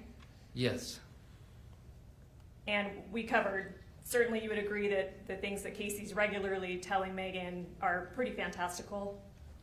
they're extreme by their nature. Again, you're not a medical doctor, but we talked about some vitals that, and certainly you reviewed in the text messages, vitals that don't seem to be consistent with life. Again, as a layperson, that would strike me as out of the ordinary, yes. Kacee talked to Meggan about having this surgery that was facilitated by doctors that would allow her to metabolize medication better so that she could come back and be able to kill herself. I remember that in the text messages, yes. Although you're not a medical doctor, are you familiar with any such surgery? That doesn't exist, right? That's, again, outside of my technical expertise. As an expert, I don't have an opinion to offer. You certainly wouldn't expect a medical doctor to facilitate a surgery that's going to allow a patient to commit suicide. I would be shocked if that were the case. That's again, outside of my technical expertise. And these kinds of communications between Meggan and Kacee happened over years. Yes, the ones I reviewed, yes. You mentioned a few times, and fair enough, you're, again, a layperson, you don't perhaps have the medical training that you may be able to say more definitively whether these things are possible, whether these vitals are compatible with life, right? Right. Again, Ms. Sundwall's a nurse, so she would be in a better position, medically speaking, to know that this information is not factual, I would assume so, yes. not consistent with medical knowledge. Again, I'm just making assumptions. I don't have that technical expertise. But somebody that does have that expertise would be in a better position to determine whether these things are real. I would assume so, yes. In your review of the communications, did you ever see Meggan refer Kacee to a therapist or a mental health professional? I remember them talking about therapy and talking to a therapist. I don't have memory of a referral generated or go see, person A or B. Did you ever see Meggan dissuade or try to talk Kacee out of these suicide attempts or talk of suicide? Yes. Explain that. Yeah, questions like, is this what you want? What's important to you?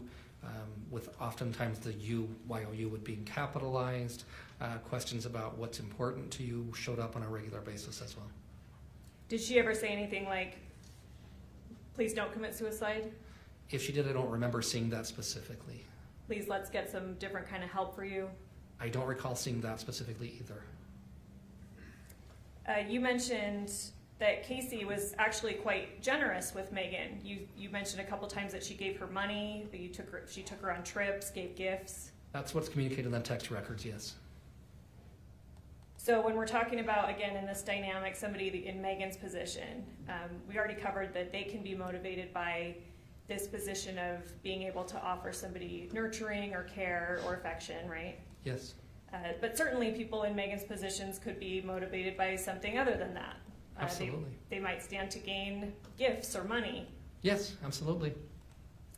You talked about panic, and this puts someone in a situation where they're less likely to think through their actions. Generally speaking, yes. Less likely to be, I think you said, organized or purposeful, Yes. or take deliberate thought through steps. Yes. Again, I'm sorry I keep asking you things. I'm aware, and it's been made evident that you're not a medical doctor. Are you familiar with the process of testing blood sugar with a glucometer? Only as a layperson observing my grandfather doing it. That's the extent of my knowledge. I guess describe what your knowledge is of that process. When I was a young person, my grandfather had diabetes, and he would prick his finger. That's what I remember about it. And there are a number of steps with that, right? You have to prick your finger, put it on a strip, put it in a meter to read the sugar in the blood. That sounds familiar. Yeah, I remember him doing something with a little square white thing, and he'd have a blood spot in his finger and put a piece of paper on it. Yeah. Fair to say that that's a multi-process, deliberate event. That's my understanding, is it takes several steps, yes. You agree that it's exclusively the jury's job. You've testified. It's been made clear that you've testified in many court cases. You'd agree that it's exclusively the jury's job and not yours to conclude whether this was a legitimate suicidal attempt. Absolutely, yes. I have no opinion to offer on that. And it's not your job to say whether it was something different like murder. Absolutely, yes. I have no opinion to offer on that. That's completely up to the jury. Entirely out of my hands and entirely these folks' decision.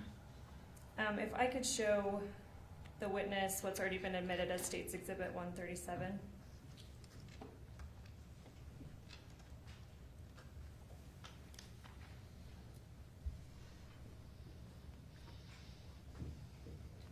Sorry, it'll pop up on your screen, and it takes a few flickers,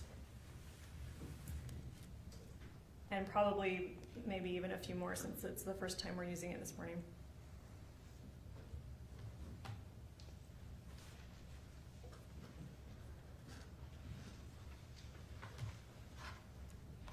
Let me know when you see that. I do see it. Well, I see something on my screen. I'm assuming that's what we're looking at. Take a look at that, and I know that you reviewed a voluminous amount of text in this case, but tell me if that's one that you recognize having reviewed. It is, yes. If we could, oh, that's been published, thank you. What date does this happen on? 8/12/2024. And what time? 9:45 a.m. And then the second one, 8/12/2024. what time? 9:47 a.m. Are you aware of the date that the events that we're talking about here happened on that led to Ms. Terry's death? Yes. Is August 12th. That's my understanding, is August 12th, 2024, yes. And this last text says, do you want to take some promethazine when I get there so that you are asleep when this is happening? Yes, I see that. This is something that you reviewed. It is. I don't have anything further. Redirect. Very cool, Judge. Just a couple subjects that we just talked on this panic response in this nation, what people do in reaction to a threat. Is that right? Yes, commonly, and other things too, but yes. And I think you described it as it's driven by emotion and not necessarily cognitive rational thought. Yes, that's accurate. And I just want to address this notion of an organized or intentional activity in relation to this panic response. It doesn't mean that they might not be able to do tasks in relation to their panic. Right, people are still doing things when they feel panic most of the time. I mean, I guess it's theoretically possible for a person to say, I felt frozen, didn't move. Sure. But certainly possible to do things while feeling the feeling of panic, yes. So they may be irrational, but they're able to be organized enough to function. Is that fair to say? Sure. Okay. And it's all, however, driven towards and about the emotional impact and the threat that they're trying to address. In that moment, yes, generally speaking. And then, since it's emotional and not necessarily rational and such, I mean, isn't it true they can ultimately suffer a worse result from a threat or be foolish and ineffective in addressing a threat? Oh, yes. On this question, repeatedly, Meggan Sundwall is addressing through these years at times, addressing to Kacee repeatedly, is this something you want, right? I reviewed that in the text communications, yes. Is this, that this is suicide, to relieve herself of misery by suicide, right? That's the conclusion I came to when I read the communications. So the please save me message from Kacee is by letting me commit suicide. Objection calls for speculation. Well, the subject is suicide. Is that rephrased appropriately? It's still speculation the way the question is phrased. Let's try and ask it a different way. The point is the save me that you saw constantly in response to the question of what you want from Meggan to Kacee was written by Kacee, I want to commit suicide.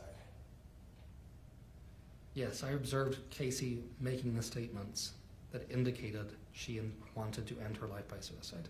And very frequently that in terms of helping her satisfy that need, she even said often with you present, you Meggan. I observed that also in the text communications. Thank you. Just one.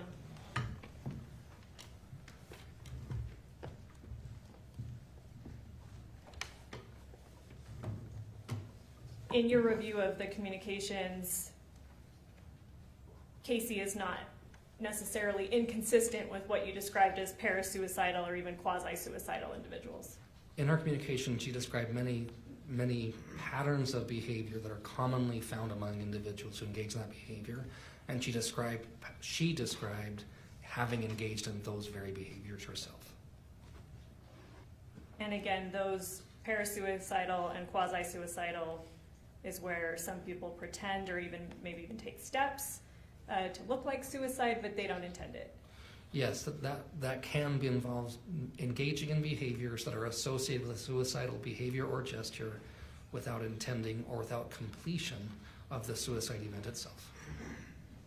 And you mentioned that often they're seeking to get some need met, care, support, compassion, comfort, attention. That's often some of the motivating factors for that behavior pattern, yes. Okay, thank you so much. You're welcome.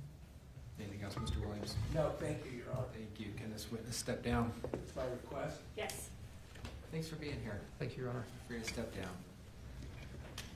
Counsel, please approach.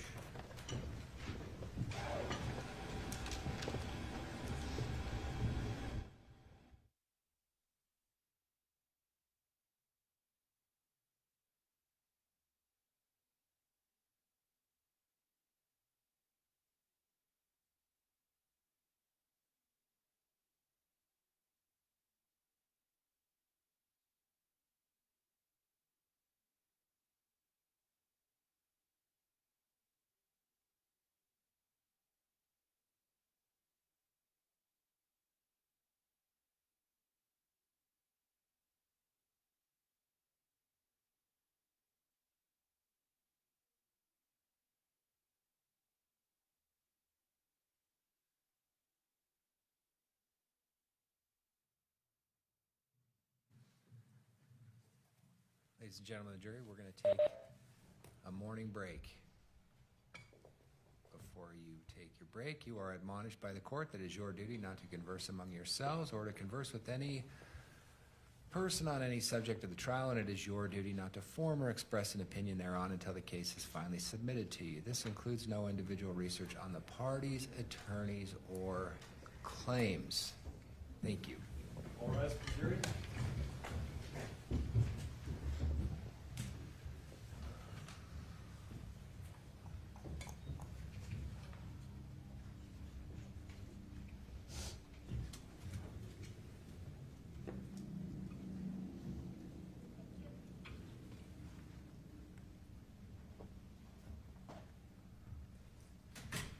seated. Let's try a quarter after. Yes, Your And if your witness isn't here, let us know and we'll Honor. figure it out. Okay, thank you.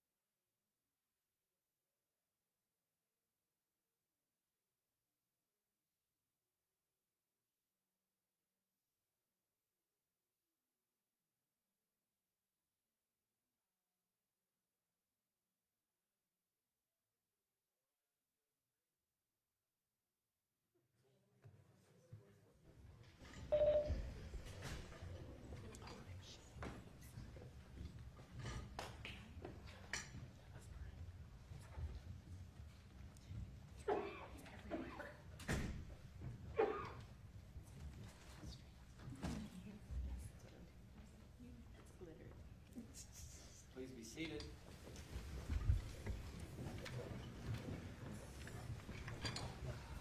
We'll go back on the record on case 251-401-132, State of Utah versus Sundwall. Mr. Williams. Your Honor, the defense calls Chris Bertram. Thank you. Please come forward, sir. We'll get you sworn in up here.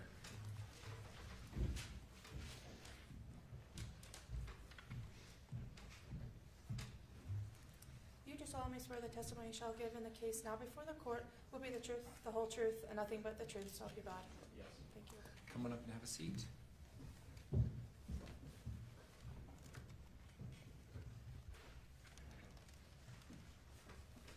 Appreciate you being here. If you can keep that mic in front of you at all times, it'll help a lot. Counsel. Thank you, Your Honor. As is necessary with any witness, Mr. Bertram, would you please state your name and then spell it for the record? You bet. Chris Bertram, CHRISBERTRAM. Mr. Bertram, what do you do presently for a living? So presently, I own a private investigation company, Bertram & Associates, that my dad started in 1989 when he retired from the FBI. I took that over full-time in 2015, and I work as a consultant and an expert. When you say a consultant and an expert, on what subject? I consult on law enforcement-related matters, law enforcement investigations, DRAM Shop, which is the Utah Alcohol Liability. I have a company that I'm an expert with regards to Utah liability in DRAM Shop when you serve alcohol on premise, law enforcement operations, security, and safety with regards to companies or people. You say law enforcement investigations and such. How do you, we're going now to go back and to how you got to where you are, what kind of experience you had, what kind of education to get to the point that you consult on that subject. Right. From an education standpoint, I have a bachelor's in psychology. I have 2 master's degrees, an MBA and a Master of Arts. The Master of Arts is from the Naval Postgraduate School in California, where I graduated with a master's in Homeland Defense. Law enforcement-wise, in 1990, I started with the Salt Lake County Sheriff's Office as a reserve deputy while I was still in college. That following year, I was hired full-time as a deputy and went to work for the Salt Lake County Sheriff's Office in a patrol function on our East Patrol. A year later, I was transferred to juvenile detectives. Spent 3 years in juvenile detectives. Went to our court unit for a year, and then back to our detective division. At the time, we had 2 we had detectives and juvenile detectives. I went to detectives. I worked a year and a half there as a detective, and then got promoted to sergeant after 6.5 years. Went to back to juvenile detectives for a year. That switched a year later. I went to our special investigations detective division as a sergeant for a year and a half. Back to patrol for about a year and a half. Promoted to lieutenant. And I spent the next 6 years as a lieutenant, our East Patrol Division, our West Patrol Division, our Watch Command Division, and then back to investigations as a lieutenant over our intelligence, Homeland Security, federal task forces, fugitives, major investigations, narcotics.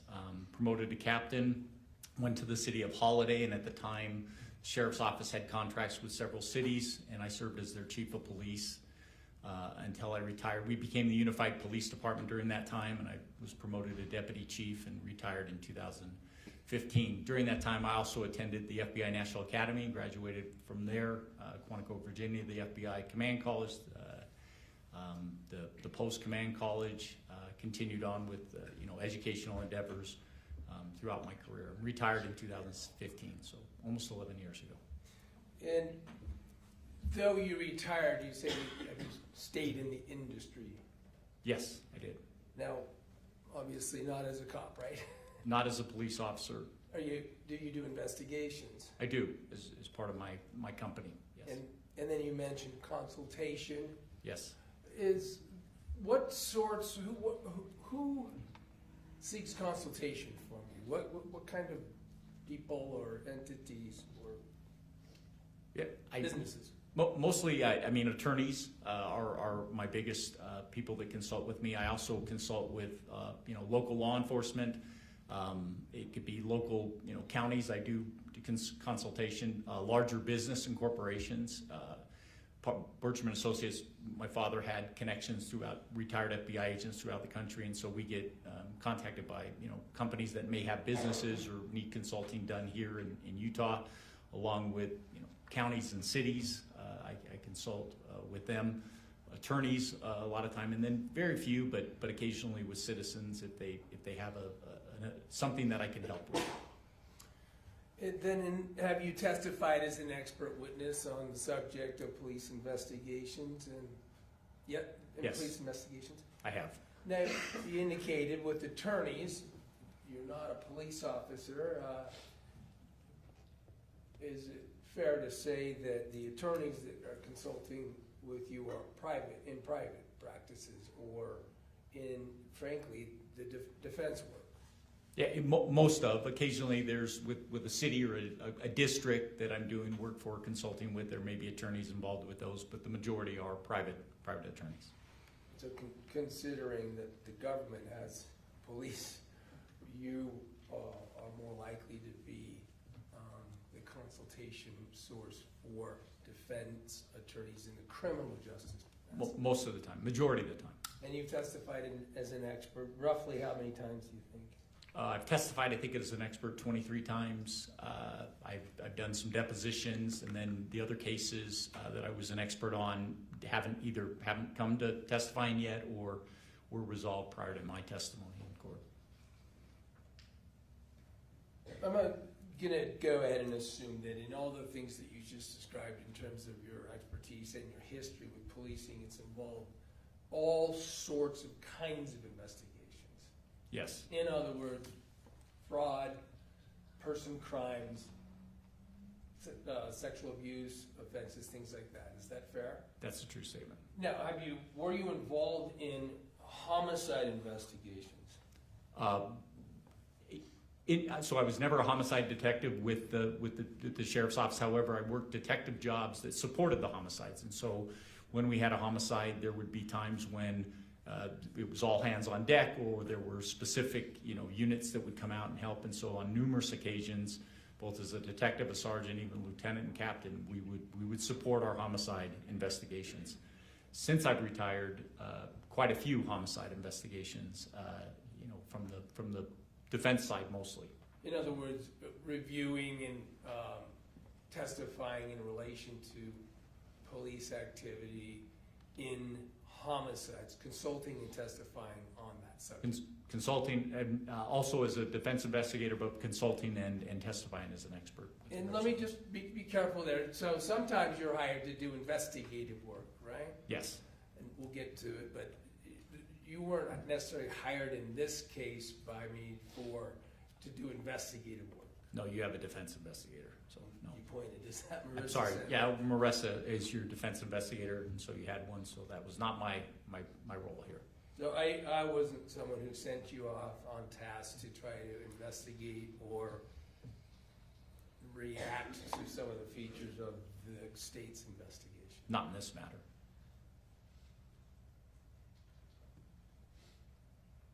In terms of what I hired you and asked you to do was consult on what happened in the way of an investigation in this particular case, right? Yes.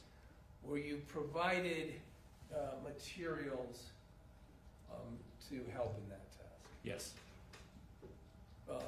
We just learned, ironically, from a psychologist, but there's a term discovery.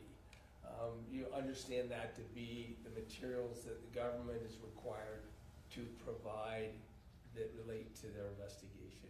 Yes. Police reports? Yes. Did you see, for instance, there's a 444-page police report in this case. Yes.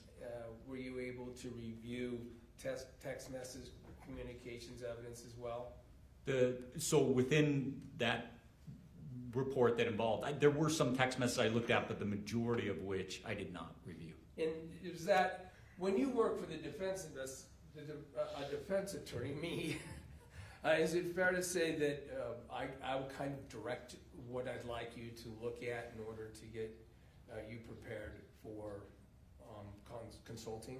For as an investigator or as an expert? Well, Both. in this case, it was an expert, but Right. the point is who has the resources and has to figure out how to use those when you work for defense attorneys? There is a budget, and so within that budget, I have to work within what they have, and so it's there are times there are limits to the budget.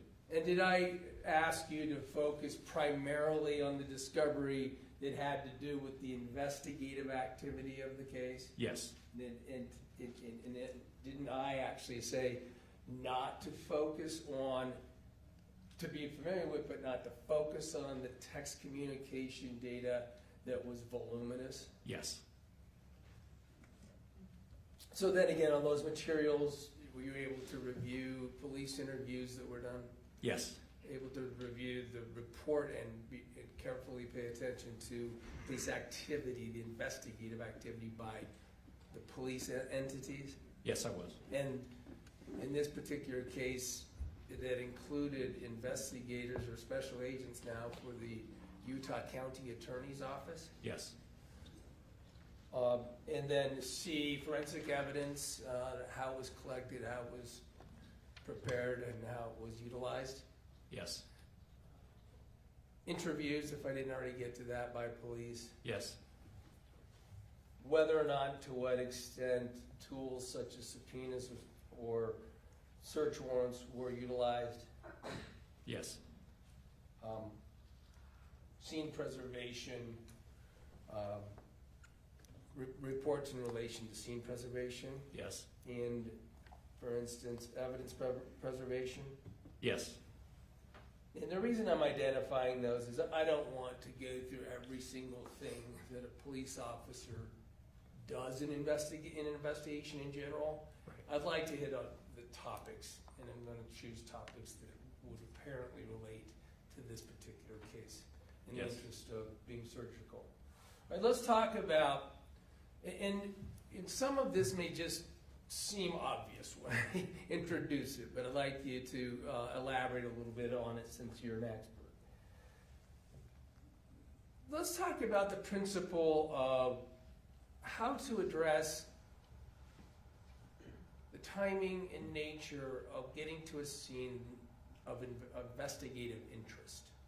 And I say that now because one might not know in police work, right, that they're involved with a crime scene at first. Is that fair? Yeah. You respond out to the initial call, the initial response. Do you, when police respond to the initial call, if you will, to do police work, can you describe the extent to which it matters whether or not at that time you know whether it will result in a criminal investigation? Well, I mean, when you respond out to a scene, a lot of times you don't know what you don't know, or there are things that there may be a lack of information, or there may be information that is misleading. And so you don't necessarily know, and that's one of the reasons that when you get to a scene, we follow protocols and practices to make sure that the scene is, secure. People, lives are taken care of first. But then once those things, life-saving things are taken care of, then it becomes important to, secure the scene, because we don't know what's going to be important later. And so whatever it is that's there now or not there, we need to make sure that we preserve. When the police are conducting that sort of aspect of a case, is the timing of getting to the scene to preserve it important? Very important. And why? Maybe this is obvious, but I use this statement throughout my career, and especially, even in the private investigative world, my consulting world, time matters. That minutes count. And so one of the things that, within law enforcement, we want to get to a scene as quickly as possible. Now, if this is somebody, broke my window, it may not be as urgent as somebody is having a medical crisis, and that there may be other things involved, or somebody has just been seriously injured and suspects are still on the scene. We want to get to a scene as quickly as possible so that we can, one, make sure that people are safe, and then two, make sure that we preserve and start collecting and investigating as law enforcement officers. You get a first time first.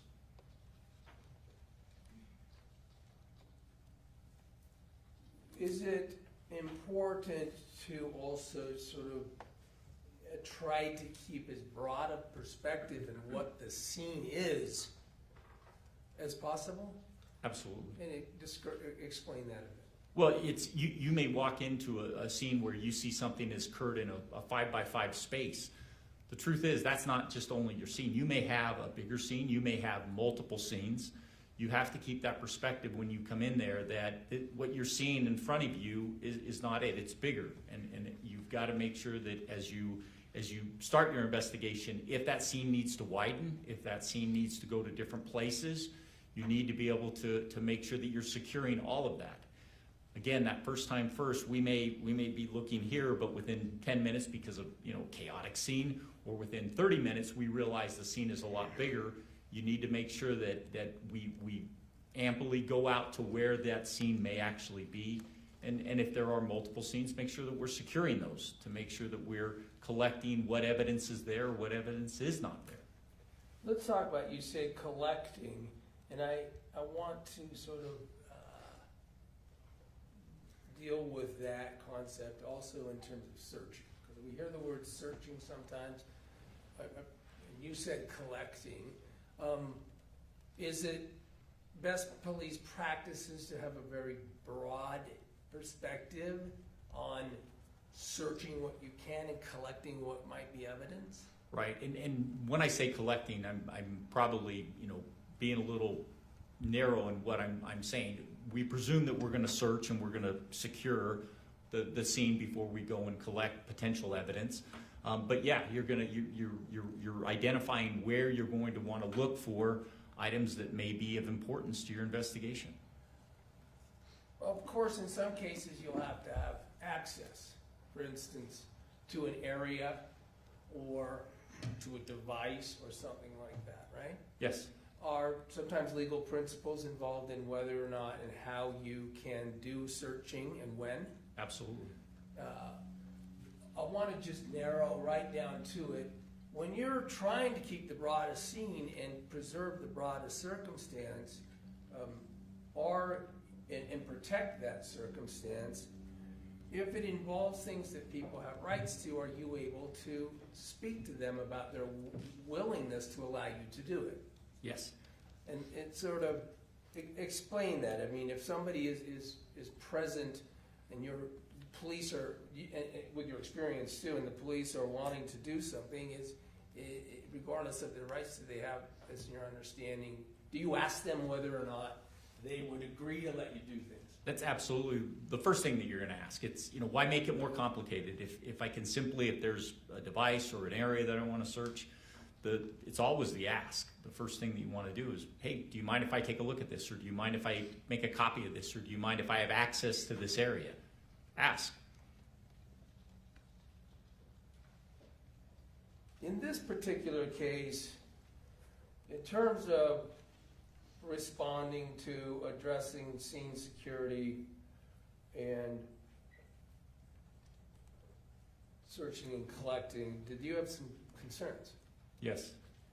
Describe some. Well, obviously this is somewhat of a chaotic scene at the beginning. There's life-saving, there are life-saving elements that are going on. There are medical people in there, EMS people in there. They're not always concerned about crime scene security or making sure. So they're doing their job. But at the same time, you have, police officers are responding, and they have to start thinking about, as these life-saving measures are going on, we need to make sure that we're securing the scene as best we can, because once EMS is done, you then have a potential investigation, you have a scene that you want to secure.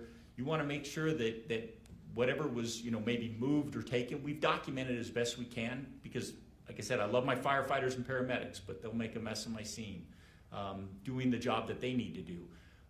As best I can, try to manage that while they're in there. Once they're out, it's my scene.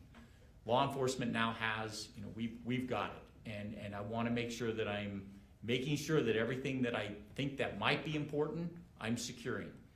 And you know, again, developing out from there as I talk to people and get access to things, there may be more areas that I want to secure and make sure that we don't tamper with, and that we, you know, can collect items and evidence that may be important later.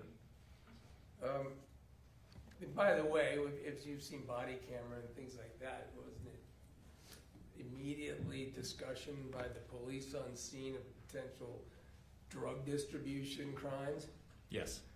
Overdose was obviously the call-in on this case, right? Yes. But while the police are still there, they're learning information of this, that it could be suspicious, Yes. could involve crimes in relation to the condition that the person who was taken by EMTs could be part of. Yes. The police officers that are involved, describe real quick the difference. There's patrol officers, right? Patrol officers are typically, again, depending on the agency, are going to be your first people that are going to be there. They're the uniformed officers. They respond when there's a call. They're the ones that are the first responders, and your initial calls are going to be, one, they're going to respond, and two, they're going to be the initial investigators. And then, is it then assigned to another case agent? But in most police departments, and again, different sizes have different, you know, protocols, but at some point, if we believe that there's going to be more than just an initial investigation that is needed, that more than what just a patrol officer is going to do, an investigator or detective is assigned to the case. In good policing, while the police are there, but also when a detective is assigned, and standard best practices, is the timing of getting to that scene important? Yeah, absolutely. You know, if you believe that there is, you know, and again, sometimes we don't know what we don't know, and we have to presume something that might be important later. We've got to recognize that getting it now is important. Detectives, in most cases, will have that broader view of how an investigation should be conducted. What's going to be important? How soon should we collect it? In what manner should we collect it? All those things can be determined, and we would expect that the detective who may have the responsibility of doing this investigation and taking that through all the way to the end is going to know what's important, going to make sure that that's done correctly. In this particular case, did you have concerns about best practices in that regard? Yes. Explain. You know, starting from even the patrol deputy, the patrol officers that are on scene, they're getting information. This is not an unknown. They're getting information that there was a medical issue. There is the possibility that there are, you know, there may be other substances that are used. This may involve, you know, some type of drug. We want to make sure that once EMS is left, that we're going to secure that and make sure that the things that need to be done are collected in the proper manner, that we don't destroy something, we don't miss something. We want to make sure that we're going to do a thorough search. At the same time, gathering as much information as you can, and you see that with the you know, the officers are looking around the room. They're moving things. You know, again, not always best practice, but they're moving things. They're looking at things without necessarily photographing it in place before we actually get into what it is. But they're discovering, as they look at things, they're discovering things that are very concerning from a law enforcement investigative standpoint. They're finding things that don't always that may make sense but may not make sense. It's a situation where the more that they look, there are things that are significant to this investigation. Let me talk about just one such thing. I don't want to belabor every point of this, but let me start here. As it goes on, do you think that the best practices in policing work, it would become obvious that the scope of the area to be searched, looked at, in consideration was far greater potentially than just one room? Yes.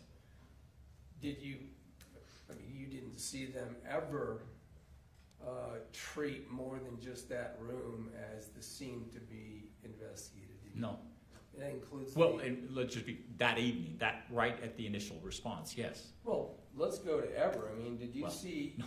Did you see anyone in this investigation ever expand the investigative scope, purposefully expand and preserve, other than that room, No. including the bathroom that's right next to it? Bathroom, kitchen, common areas, absolutely. Entrances, exits, things that are very important to an investigation.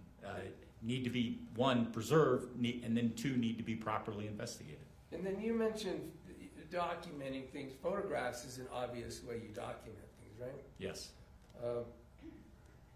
Photographing the area that you are treating as the scene, right? Right. Now, you saw one officer take some photographs on a cell phone before he left. That was Osborne, right? Right.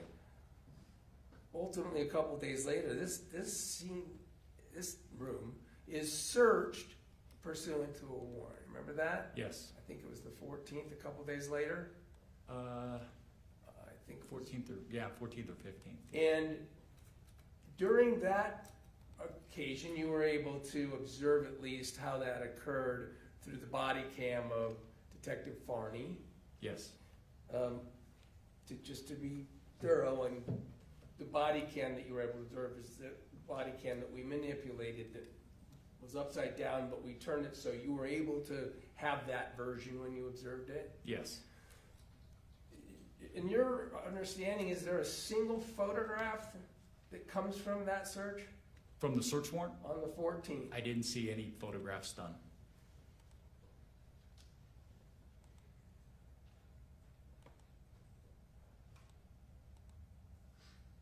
We'll get to it in a minute, but there was also this ultimate addressing of the area outside on the patio with the trash search and the phantom box, we're going to call it. You recall that? I do. You were able to observe that. You don't know, probably, that some footage was played from that day. That was the 19th. Did you see law enforcement take any photographs of that search? No.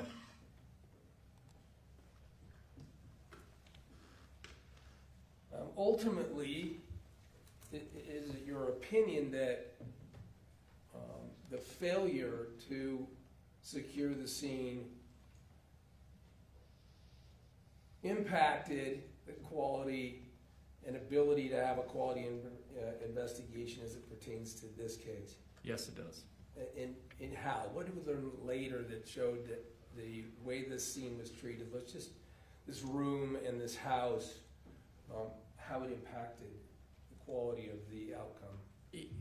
Again, the scene is mishandled. It's mishandled at the beginning. It's mishandled as the investigation moves forward with regards to what is potentially, evidence and how we collect it.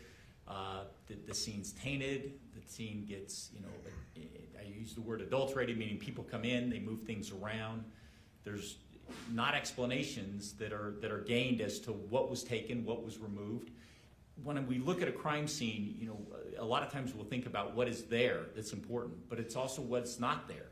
And when you look at what's there and what's not there, after that initial police, the uniformed police officers there are people that move in and out of that space regularly. There's, an unfortunate, weather-related accident that occurs.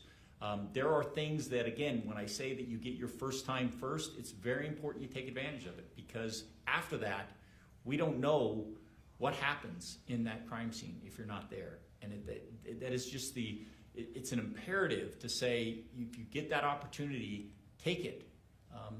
Good and best practices are that we investigate these, with an expectation that it's going to be good, that there's going to be an exceptional investigation.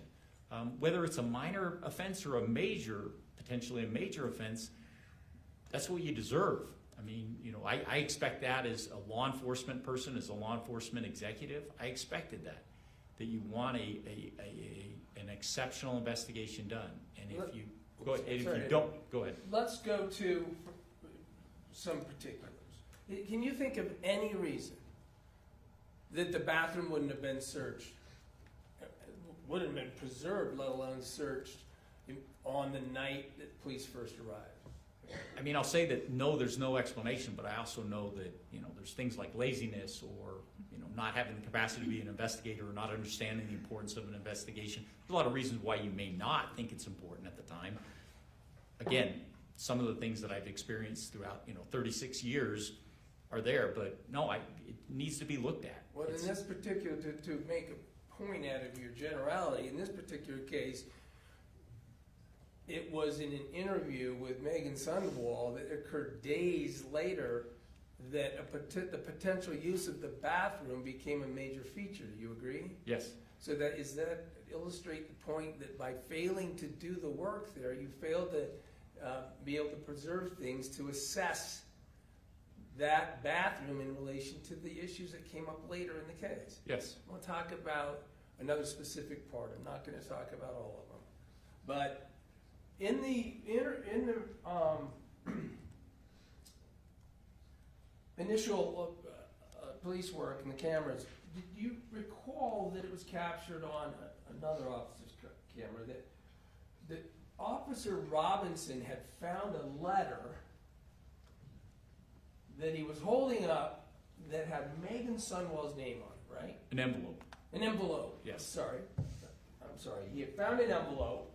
He had held up the envelope and looked in it, according to what we can tell from the camera, right? Yes. And had actually asked Jorgensen, who was in charge, do you want me to run, this has a name on it, do you want me to run this name? I do recall that. Now, that's Meggan Sundwall, and what he meant by run was seek out information from the various sources. I presume so. You later, was it obvious that it was later learned from an interview with Mark Kay and Kylie that material that they had been communicated to by now deceased Kacee to not give certain things? Judge, I'm going to object. This is leading the witness. I'm just getting to the next act. It's transitional. Overruled. I'll allow it. We got to get there. I'm just talking about, you saw later there's an interview that would have to do with materials to give to Meggan. Is that fair? Yes. And I'm just asking this as illustrative. And then ultimately it is, did you learn that it appears that those individuals or some individuals of some sort had been in the room? Objection again, Judge. This is leading. If he wants to ask the witness what he learned, then the witness can explain that himself. That's the state. That's fine. What did you learn about the significance of that interaction with the letter, or with the envelope? That it appears that things were removed by individuals that later in the police investigation, those items may not have been available. Let's just talk about the Fanta box. This Fanta box thing, what did you see about the evidence in the Fanta box and its discovery? So there was, from the investigation, there was a mention about there was items found in a Fanta box, including a rag, some other items that were syringes. With regards to, there was the officers came back to the scene. However, it appeared that a family member, Mark, had actually handled those things, taken them out, taken photographs of them for the detectives, and then kept some of those things out, but then thrown the Fanta box back in the garbage. Let's just talk about how that originates. I mean, it's the 19th, it's 6 days after the event, and how did the police learn that potential evidence was on scene? They were told by Mark, because they were out at the residence again, and they were told by Mark that there may be potential evidence. And did you see how Mark told, actually the 18th, did Mark communicate with Detective Farney? Yes, Did that Mark communicate about having found that evidence? he did. Do you take issue with how Detective Farney, in terms of best practices, reacted to that? Yes. Describe. When as an investigator, if you're made aware of something like that, that is, and again, it gives me, a little cringe anxiety that you don't touch that. If somebody calls and says, hey, I found something at the scene, we're actively investigating, don't touch. We'll be out. And if I'm not available to come out as an investigator, I'm going to have somebody else come out and photograph that in place, collect it, find out the circumstances of how that was found, what was done, and again, important by the fact that, did you touch it, did you remove it, what did you touch? We have to have an understanding so that as we process that as potential evidence, I maybe know that, I handled it a little too much, or I touched this one. Do your best not to. Allow law enforcement to come out and properly collect that, so that it's going to be effective if we need it. Did that happen? In the No. case? In terms of resources, real quick, some departments are smaller than others. Yes. Did you in your career encounter, and in your career since being a police officer, the system of agency assist or utilizing entities such as crime scene investigation? Yes. Was that available generally in the departments that you have looked at and are aware of? Yeah, in 36 years, smaller, medium-sized departments utilize a lot of times mutual aid, which are other departments that may have resources, state agencies that may have resources that they don't have. The police officers get trained about the importance of managing potential evidence. Yes? What about the issue of mismanaging it and the effect of contaminating its ability to be forensically analyzed? I mean, you have training, and through your training experience, I would hope that, training, you're definitely going to know that if you mismanage things or you don't collect or you contaminate those, they have significant effects down the line with your cases. Do you believe that mishandling in training, part of it is mishandling evidence, whether the police officer does it or someone else does it, can impair the ability to get things like fingerprints? Yes. Can impair the ability to get things like DNA. Yes. Now, when you're working as a police officer, you don't know what the DNA or the fingerprints or anything might mean, right? Nope. They could incriminate somebody. Yes. They could exculpate somebody. Yes. Absolutely. As a police officer, are you trying to make those decisions as to where this evidence is going to flow? Well, you want to collect it in such a way that no matter which way it flows, that we've preserved it. We haven't contaminated it. We haven't tainted it. Haven't lost it or misplaced it or decided not to collect it and think, man, I should go back 6 months from now and see if that's still there. That's not a good feeling. Six hours after going back is not a good feeling.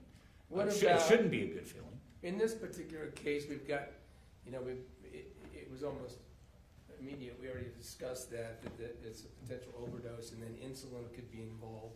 You saw syringes that were part of the evidence in the case, right? Yes. We saw a syringe that was in the room and put on a nightstand, right? Yes. Then there was a syringe found in the Fanta box 6 days later. Yes. You remember in the in-between time, there's a syringe found by Mark and turned over to the Farney and Hales when they were there on the 19th. It was found in the bedroom.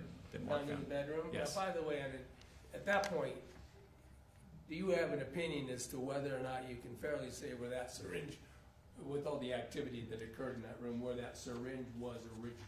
When Mark found the syringe? Well, Mark, where he found it versus where it could have been originally. No, that room had been, from a law enforcement standpoint, tossed. Had been, there had been people that had been in there. Things had been moved. Plus, there was mitigation going on from the weather-related, damage that occurred in the room.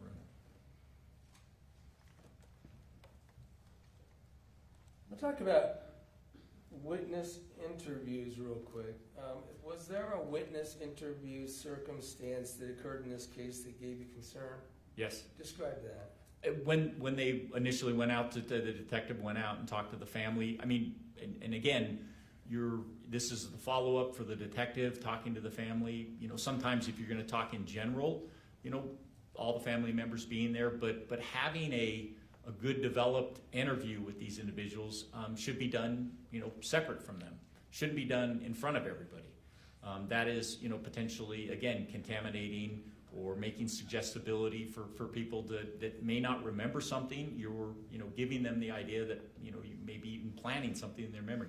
You want to make sure that these interviews are separate and that they're done, distinctly so that, nobody's standing 10 feet away and listening to what the interview is. And in this case, did you see that the apparent initial interview with Mark and Kay and Kylie was conducted at a police station, or at least a place could be video recorded? Yes. In a room that is for formal interviews? Yes. And yet all of them were interviewed together?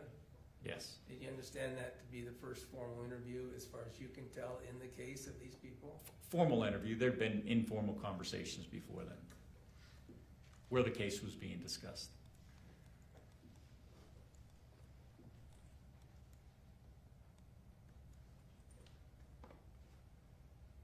In terms of your investigative, as a police officer, talk succinctly about the tools, and in some cases, maybe the tools that are no longer available to an investigator,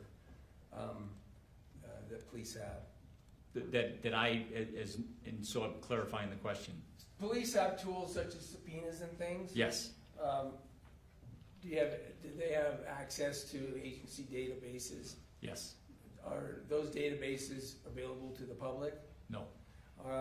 Some of them. Are some of them protected? Yes, they're protected. It can only be used for police work? Law enforcement only. Once I've heard you sometimes describe the golden key. Briefly, let us know what that means in terms of police work. Yeah, I term it because of now the last 11 years. When I was a police officer, I had a golden key. I could go and ask for stuff. I had access to databases, law enforcement only databases that gave me all kinds of information. I had the ability, because of the badge, to go and ask you, can I get this from you, or would you provide this to me? And most people would want to cooperate with law enforcement investigations. Now, as a private investigator or in the private field, I don't have that. It's when I give an ask, it's just an ask, and people don't, again, give me the same consideration that I got when I was in law enforcement. Let's talk about those tools, though. Did law enforcement have the ability to subpoena records? They do. Subpoena, including like bank records or personal records, or even communications records, statements, those sorts of things? Yeah, either, and we've had different, we have the ability to just write a demand letter coming from either the county attorney, district attorney's office, U.S. attorney's office, or we have the ability to get a subpoena and actually compel them to give us that information. In this particular case, let me move to some support or assistance. Did you see that Detective Forney, whatever her history or her size of Lone Peak Police Department, had support and reinforcement and help from other individuals? She did. Who was that? Richard Hills from the Utah County Attorney's Office. Did you see work done by Justin Seitsinger? From the Utah County Attorney's Office. Another sergeant, I forget, I'm dropping the name, it's no reports. At any rate, these things that you were talking about, these best practices, these expectations, will you expect those resources, someone like Richard Hales, to also understand all that? Yes. Is it fair to say that a county attorney's office has a lot of resources Yes. compared to the police station, the police offices and things that you worked on, in sometimes more resources in a county attorney's office than a police office has? Objection calls for speculation, lack of foundation. I tied it to his history with other agencies and the different sizes of police stations. Overruled. So you said you worked for all kinds of police entities. Some were small, some were big, right? Worked with. I worked With. Yes, I sorry. worked. But yeah, you did have the ability to, again, with in Salt Lake County, we have a district attorney's office. They have resources, abilities, monies that may be available, even skills like writing the subpoenas and demanding those that you could ask for their assistance in fact, regularly did. We also could, if there was a federal nexus or we could get federal assistance, we do the same, whether with the federal agency or the U.S. Attorney's Office, ask for those resources. Would you expect trained assisting officers or special agents to interject and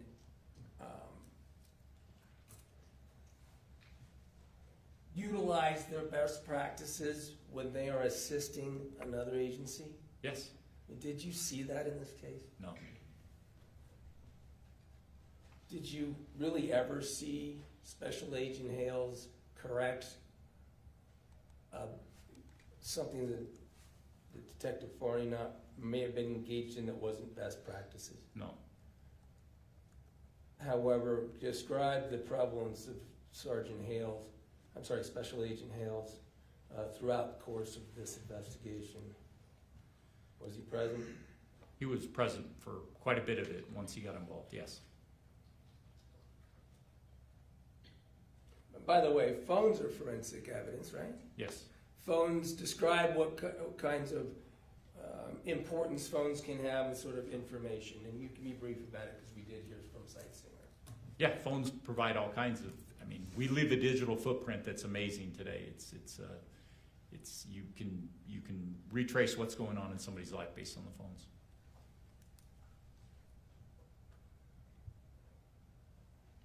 And are phones available? I'll strike that. We've talked about all these various subjects, and I'm not going to belabor them anymore, but after seeing and evaluating from your expertise, the police activity in this case, do you have an opinion of whether or not it was, have an opinion as to it? Yes. Would you give that opinion? This was a poor investigation. It's sad in my opinion with regards to what went on in this police investigation. Did you believe that when you saw this poor investigation, it could have impacts on the ability to assess the evidence fairly? Yes. I don't have anything further. Thank you. Thank you. Get some water. States Cross? Yes.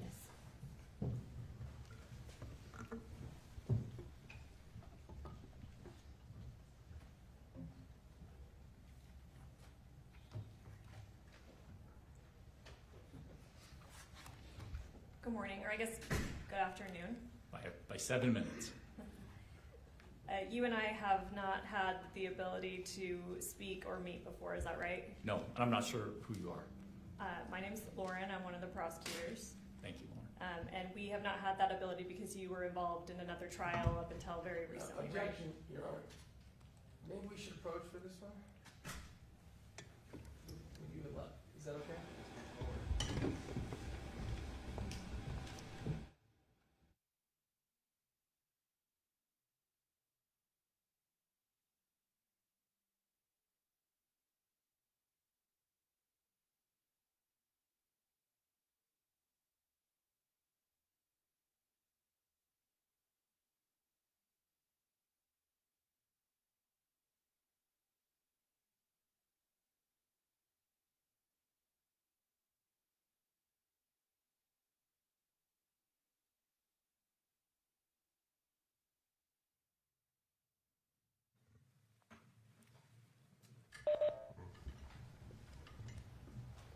All right, you were not present at this scene that we're talking about, right? Correct. You did not observe the investigation as it occurred. No. You did not collect any evidence yourself. No. And in fact, we heard a lot about your history in law enforcement, and I understand it's been a bit since you, I think you said 11 years since you were in law enforcement, is that right? Yes. But while you were in law enforcement, and you may have been present in a supervisory role at scenes, you actually have never been responsible for processing a scene yourself, is that right? No, I have actually. As a deputy and as a detective throughout my career, there were times when we would process our scenes. We would also bring in our crime scene units to finish up, photograph, things like that. But collecting evidence, sometimes bagging evidence, was my responsibility as a deputy, and sometimes even as a sergeant and a lieutenant. Less as a sergeant and lieutenant, though. Okay. Do you remember testifying in a case, well, sorry, I'll maybe come back to that. Okay. You stated you've never been a homicide detective. Not been a homicide detective. Your opinions that you've given on this case are based on your review of reports and materials after the fact. And my experience in education. Sure, Yes. fair enough. Your role here is you've offered criticism of the investigation. That's all developed in hindsight after reviewing these materials. I mean, critical decisions and lessons learned based on my opinions that there were gaps. Yes. You're not offering an opinion on how Kacee Terry died. No. You're not offering an opinion that this was suicide. No, You're not offering an opinion that this was murder? no, You agree that those questions belong to the jury? yes, In real investigations, and we've heard about your experience, some evidence is missed sometimes, maybe even often some evidence is missed. unfortunately, yes. Not every possible item is collected. Unfortunately, no.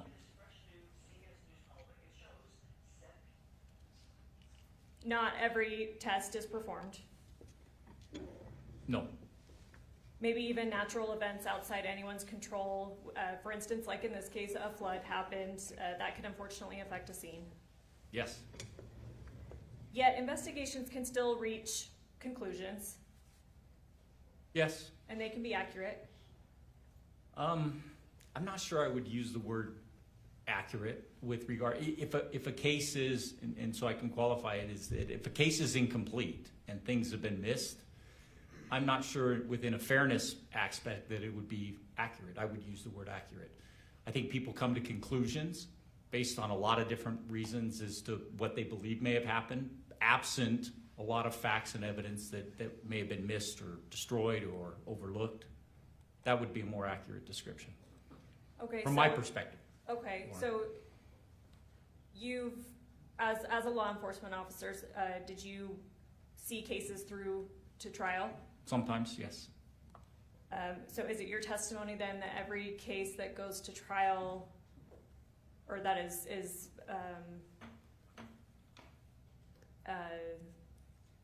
I guess, enough of a full picture of a case that goes to trial, the investigation had to have been absolutely perfect? So, I want to unpack, because that was a long question. Yeah, I apologize. So in my experience, both in law enforcement and now with criminal defense and victim advocacy, is it true that the cases that are incomplete go to trial? Yes, unfortunately, and sometimes to hurt my heart in some cases, but they do, yeah.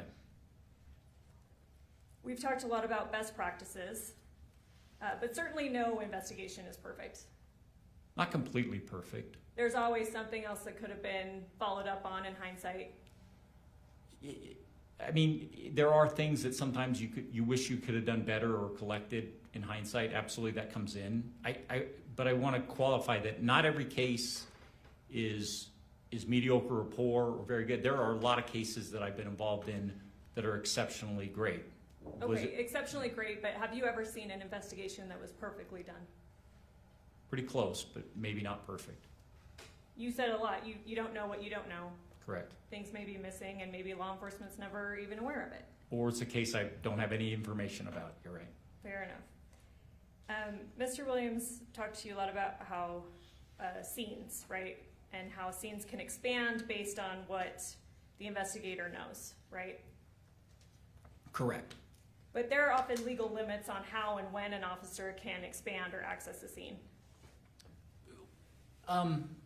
So I'm going to unpack that a little bit. It doesn't, if an officer believes that the scene should be bigger, but we don't have direct access at that moment to it, it doesn't mean that I can't secure it and go get legal access to that scene. That would be my belief is, if I'm expanding to somewhere where I can't be or legally be, I'm still going to secure it until I have the ability to get access to it, or I'm told no. Okay, and part of that, part of one way of accessing a scene is sometimes you have to apply for a search warrant. Yes. Sometimes you may have to try to get consent for a scene. Yes. If somebody that has rights to a space, Mr. Williams asked you about that, if somebody has rights to a space, you can ask for consent to search the space. Yes. And you said that you absolutely would try to do that, right? Easiest way, easiest way. If the person that has rights to a space is in a coma, then that method is not available to you. No. You said in this case that you never saw the scope of the area investigated. You said it was never expanded. Wasn't expanded to what I believe they should have expanded to or could have. Do you know that the bathroom was in fact searched? The night that the officers were on scene or later on? Later, at all? I believe that, yeah, it was searched. I think days later they went in and looked in the bathroom. And Mr. Williams mentioned this. It wasn't until an interview with Meggan Sundwall that the bathroom even came up as potentially related to the scene of what happened. I would disagree with the characterization that it came up. I mean, as a police officer, as a detective and investigator, the proximity of a bedroom, bathroom, the scope of what's going on that night that they are there with the emergency medicals. So my belief is that is an important element to find out. You've got an area in proximity to where she was that is probably commonly used. Everybody needs a bathroom. To me, that becomes a critical part of where I would be searching and looking for and getting access to. Sure, ideally, but unless you have legal probable cause that demonstrates that the bathroom was I'll involved. object to the notion of legal terms. I don't think that's appropriate. It calls for conclusions that are in fact legal and involve lawyers and judges. Judge, he's talking about the ability to search places, and he has been involved in law enforcement. Certainly he knows the hurdles that are involved with the ability to search scenes. So I would just say with regards to the hurdles there, because of the proximity, again, I can start with the basic. I can ask if there is somebody that has the ability to give me permission for that area or other areas outside of the bedroom. I ask. I also know. And let me stop you there, because we covered someone has rights to a space, but they are in a coma. You can't ask, right? Nope. Then I can apply for a search warrant. All right, and to apply for a search warrant, you have to have some nexus, some relation, and not just in physical proximity. You have to have some nexus between what's happened and why this new area is related. Well, and again, Lauren, I'm going to talk about my experience in 36 years and the evolution in the last 11 that I read search warrants. And again, I'm not a lawyer, so if I use the word probable cause, that bar is that we just have to show that there's a probability that area could produce evidence of the crime that we're investigating. And for me to expand, and again, I look at the footprint of that area in the basement and the area surrounding that, that's all germane to this investigation. And to allow myself to write a search warrant for not only the bedroom, but that expanding area. Somebody has a bathroom, somebody has a common area, somebody has a kitchen, or maybe a living area, or an area outside that may include a deck or a garage or a vehicle. I'm going to include that, and again, a judge is going to make the determination whether I have that. But as an investigator, I'm going to make sure that I'm going to get what I need on that first time first. Right, but to get what you need, you have to have some nexus or belief that there may be items of evidentiary value in those spaces. Right. So we've covered that not the night of, but later on in the investigation, the bathroom was searched, right? Yes. The decedent's car was searched. Yes. Areas of the kitchen was searched. Yes. The fridge in the kitchen was searched. Yes. Phones were searched. Yes. You cannot say that any alleged investigative shortcoming in this case changed the medical findings. When you say medical findings, you're talking about the medical examiner's report? Yes, or toxicology findings. Well, maybe not toxicology, but I would imagine from the medical examiners, my experience is the medical examiner takes the investigator's information and applies that to what the outcome or what the cause of death could be, or what could be elements of the cause of death. Yes. Okay, and a medical examiner is responsible for, never mind, I'll strike that. You said yourself that the majority of the text messages in this case you did not review. Correct. In fact, you were asked by Mr. Williams not even to focus on that. Correct. In addition to physical evidence or evidence that can be physically present at a scene, things like statements from a defendant are evidence. Yes. Text messages, certainly between defendant and the decedent, are evidence. Yes. And in some cases, evidence like text messages can be extremely significant to the final determination. They are absolutely. Anything that, again, when we look at the totality of everything that could be evidence, text messages could actually have an impact, yes. And not just an impact, they may even be critical points of evidence. At times, text messages are very critical.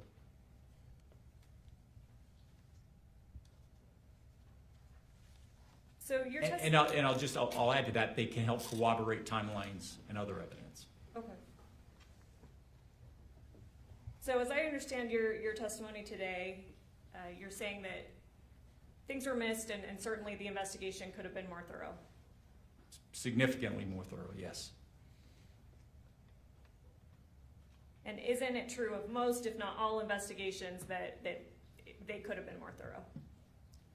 Not to the extent of this one, no. There are things that, when I look at investigations, there are things that may not be 100% perfect. You ask me, is there a perfect investigation? And I say that in a lot of cases, no. But there are cases that I will say are very good or excellent or exceptional. There are some that are mediocre and fair. And there are others that are poor and sad, and unfortunately, you know, it's in my experience that the higher end law enforcement services, these important cases, I'm seeing, and again, I get involved in, you know, I do about 120 matters a year for the last 11 years, 70% of which are criminal defense, some of which are victim advocacy, that I help, you know, law enforcement, you know, make a better case. But it is, you know, within those ranges, you're right, there's no perfect, but I know the difference between something that's exceptional and very good and something that's mediocre or poor. Okay, and let's talk about, we talked about different types of evidence, right? There's certainly physical evidence that you can find on a scene. Yes. There's forensic evidence that you can have, you know, tested. Yes. And then there are things like interviews or text messages. Yes. And when you look back at the whole picture of a particular case, some of those types of evidence may end up being more illustrative or illuminating about what happened than others. They absolutely, the presence or absence of them can add to corroborating or adding to a timeline and help make it stronger, yes. And in your assessment that this case was poorly investigated, you did not review the text messages? No. That's all I have.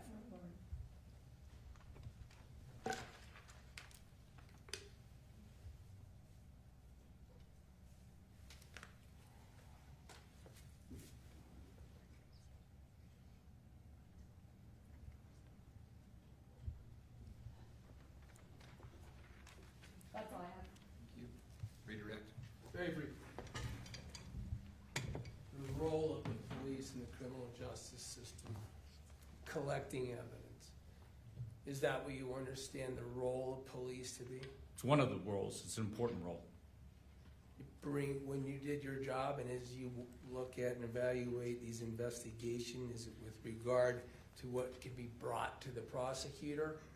Yeah, it's when you do an investigation, one of the things that I think are lacking sometimes is investigators don't realize what they're thinking about at the end, 2 or 3 years later. You know, putting this and presenting it not only to the prosecutor but presenting it in court. But the role of the police is to bring the evidence available for a prosecutor. All evidence. Because the prosecutor has to use that to prove things that happen, right? Either prove or decide to decline. And a bungled investigation with poor evidence and missed evidence affects the ability to prove things. Can we agree? Yes. Nothing further. Anything else, Ms. Hunt? No, Judge, thank you. Thank you. Can this witness step down? That's my request, Your Honor. Thanks for being here. Thank you. Step down. Counsel, please approach.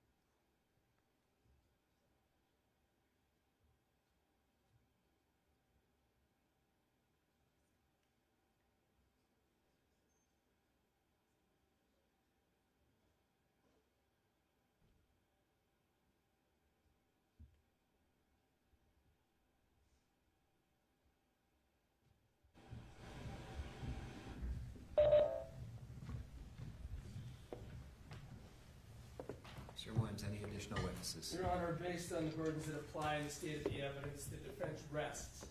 Thank you.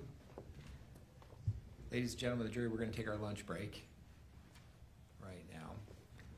Let's see, how about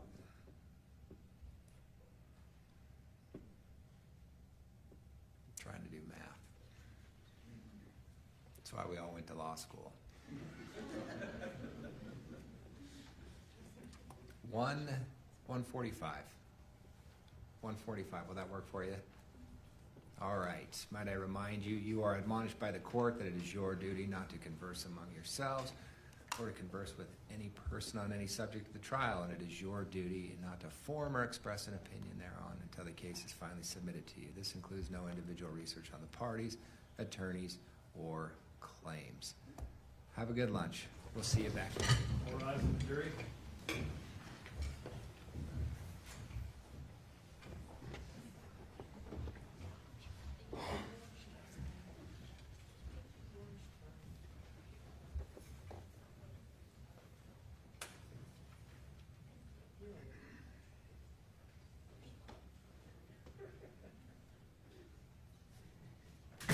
Please be seated.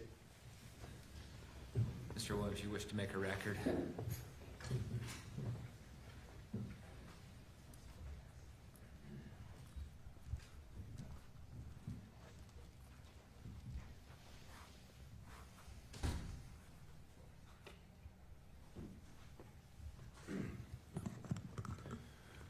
Your Honor, of course, Ms. Sundwall has the inalienable right at her choosing to testify at her trial. That's even regardless of advice.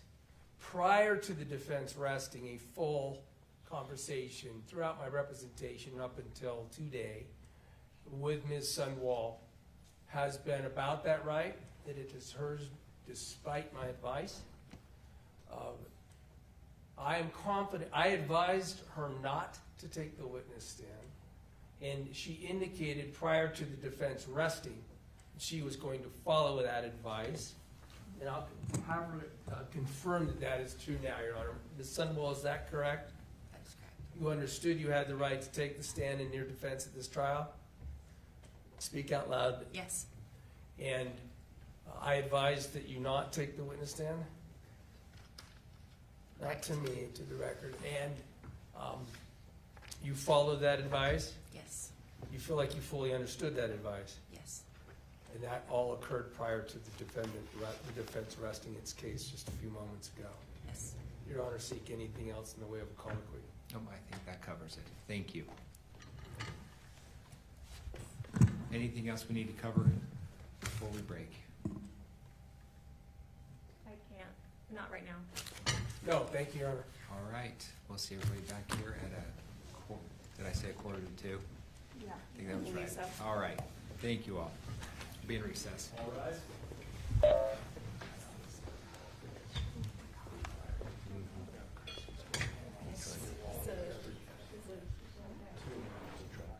I literally cut this second.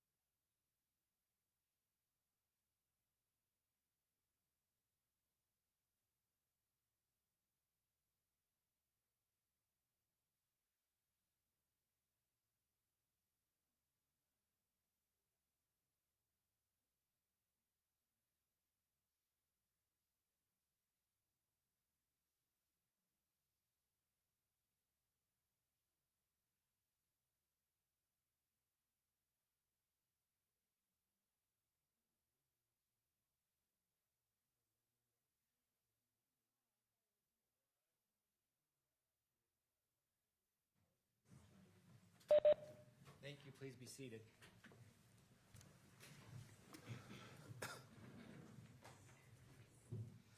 We on? We're going to go back on the record on case 251-401-132, State of Utah versus Sundwall. We're back from our lunch break. Counsel, where are we at? Your Honor, there's a remaining issue that I failed to get, well, the parties have failed to resolve with pending under advisement admission of defendants F, the video of body camera video of on-scene officer Jorgensen, which video is necessary because of the loss or destruction of Robinson's video, the officer the state called. It was played in court and the state moved for its admission. We were not apprised ahead of time that that was going to happen, so I asked Your Honor to take it under advisement. And I've been intending to ask in the last couple of days to address it, and we don't object. I think, I'm not sure if this is something they should even be allowed to do, but the state is taking the position they can withdraw their objection and now object to its, or withdraw their motion to admit it and object to it being admitted. So I don't know how you want to address that, but we are seeking to have defendant's exhibit F entered as moved by the state. And there was discussion, correct me if I'm wrong, there was discussion about having it entered without Yeah, and audio? Judge, I guess that's the state's issue, is the way that it was presented in court and the way that defendant presented it as a demonstrative did not move for its admission, was it's played to show the layout of the home and it was played without audio. When we moved for its admission, our understanding of how the exhibit would be admitted is in that format. What I understand defense now wants is for it to be an exhibit with audio, that the jury is allowed to now hear audio that was not played in court, was not admitted, and that's what we take objection to. So our position is we withdraw our moving for its admission, and if defendant is, and appears that he is still objecting to that and wants its admission, then we would maintain heavily that it should only come in the format that it was played in court, which is without audio. And I obviously haven't heard the audio. Yeah, but the state has, and I mean, I wish we could have a record we could refer back to, because I was the one that's surprised they weren't in with audio, and asked that you reserve, because we hadn't contemplated whether or not admitting that entire video with audio would be problematic, since we played it in court in a published form without audio. But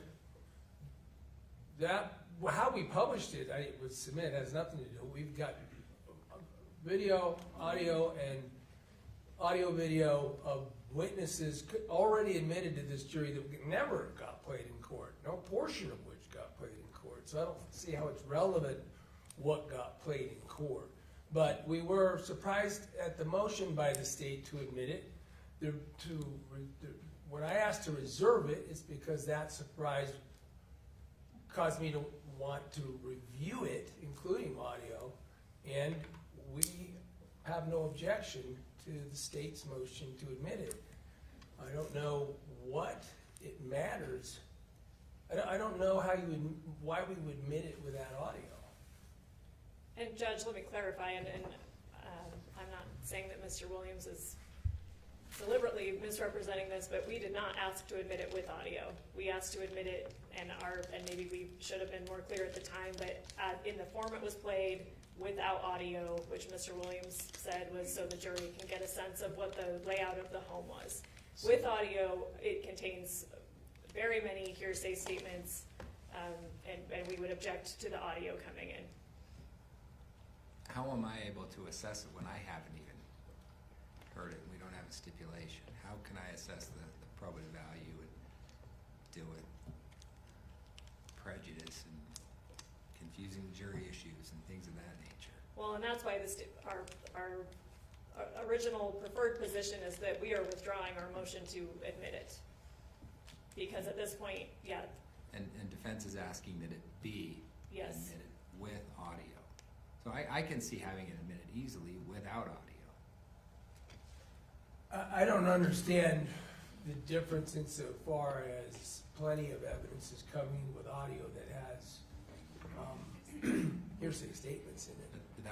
But that was stipulated. But I agree.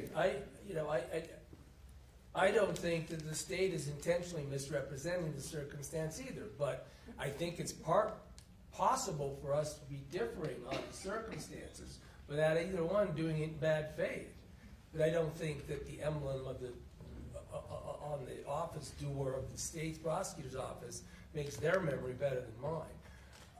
My position is that the only reason it was reserved to see if we had concerns with the audio, and that continues to be my position. Otherwise, if this court is concerned about the audio issue, then I'll submit it on that. But that was the understanding. That's why you haven't seen it. Is the belief and understanding that the reason we needed to reserve is we hadn't known they were going to move it in. We reserved, we reviewed, they moved it in during trial, during the evidence. We do not object to it. If they are now wanting to somehow keep it on or modify it, I'm sorry that this is coming to you at this time. That's my explanation for why it's coming to you at this time. So if I understand correctly, the state, you don't have a problem with it coming in without audio as it was shown to the jury. Correct. The defense wants it with audio, and I don't even know what's on the audio. State has concerns about what's on there. I don't have any idea what's on there. Correct. So this gets back to my original question, Mr. Williams. I think it's important that I hear that audio so I can make an assessment whether I think under the rules. it's going to come in or not with audio. Sorry, I asked you a question that That's I okay. gave you a chance to respond and then I immediately cut you off. No. I think that this is a quandary that is nobody's fault or whatever, and it puts the court in the position that I understand you're in. The problem with not having audio to video that has audio, I think under the rules would be confusion of the jury. It's confusing to have it without audio. And frankly, that impacted a bit of the examination of Officer Robinson, or I should say Detective Farney. Robinson had already, no, it was during the, I think it was during the testimony of Robinson. So Robinson, and keep in mind this circumstance, Robinson's testifying, I'm having to use Jorgensen's body camera because Robinson's body camera was lost or destroyed. When I talked to the state repeatedly leading up to and during this trial about remedies that I ought to seek perhaps on behalf of my client for the loss or destruction of evidence. In fact, their only law enforcement first responding witness is the one who didn't have the body camera because they lost it. Got mislabeled. Detective Farney got to review it, and then it remained mislabeled. I don't know how that would be since she would have to know what platform it was on to review it. And we had to present circumstances in relation to Robinson's testimony with Jorgensen's body camera because of that feature. Having Jorgensen's body camera, I made the conclusion, was sufficient remedy not to bring up any kind of, not to seek a remedy from this court on the destruction of evidence, right? A Tiedemann D. Jesus problem that could come up.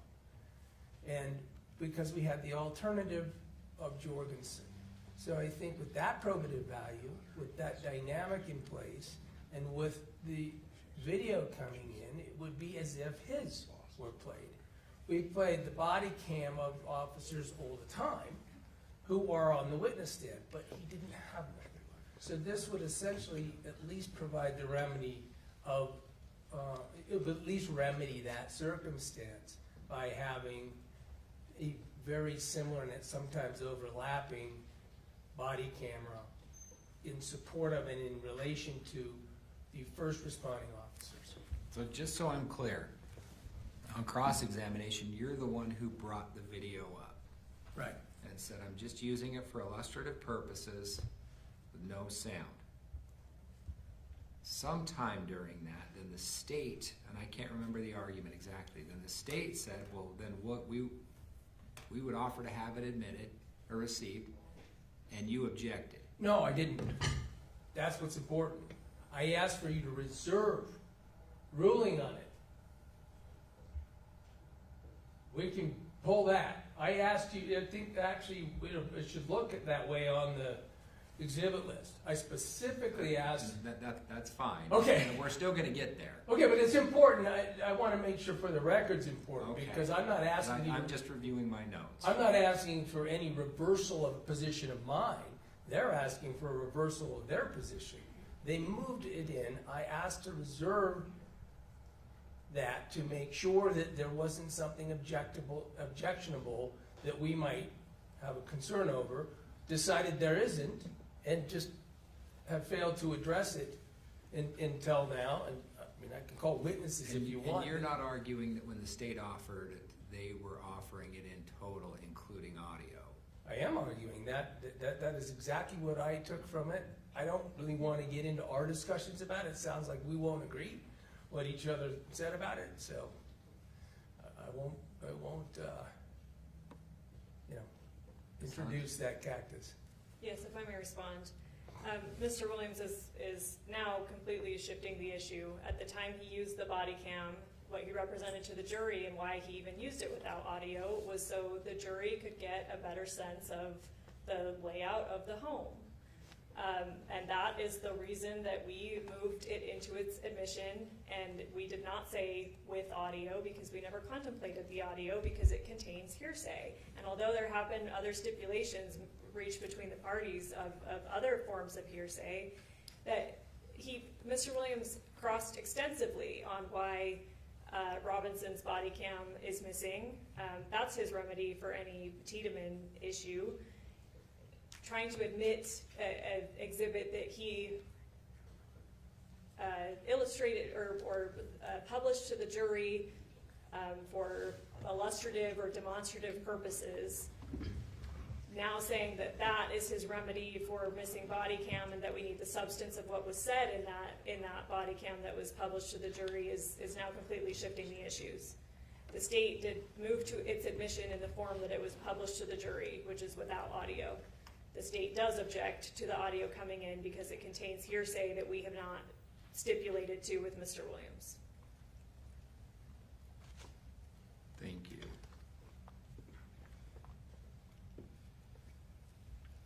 On to a different subject. We can have any rebuttal? No, Your Honor, the state has determined that rebuttal in this case is not needed. Mr. Williams, any additional? No, I didn't know whether this was going to get to the point of having to seek to reopen. It wasn't my motion. That's what I think the key is. I hope the court doesn't believe that I'd be barred from this exhibit. No, I'm not talking about the exhibit. I'm talking about rebuttal witnesses. Oh, no, I can't. I just want to confirm that Oh, yeah, the right. evidentiary No. portion of this trial is over. I'm Yes. sorry, Judge. No, I would. I inartfully asked that question. I'm sorry. That's all right. Okay. The jury's here. I don't want them to leave yet. Give me a couple minutes. That's to Exhibit F. I'll be back in just a moment. All right.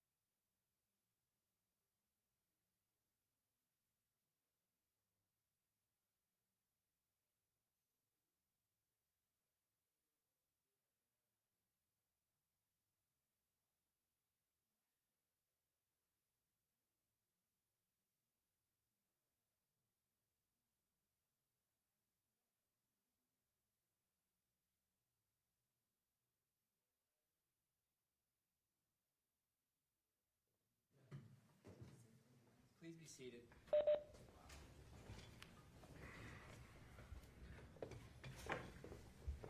We'll go back on the record on case 251-401132. Court has just heard arguments from the parties as it relates to Exhibit F. I'm prepared to make a ruling on that. Before the court is the state's motion to admit Exhibit F as an exhibit without audio. During the testimony of Officer Robinson, the defense asked to publish the body cam footage of Officer Jorgensen for the purposes of showing Officer Robinson's physical movements and the layout of the home where the alleged incident occurred.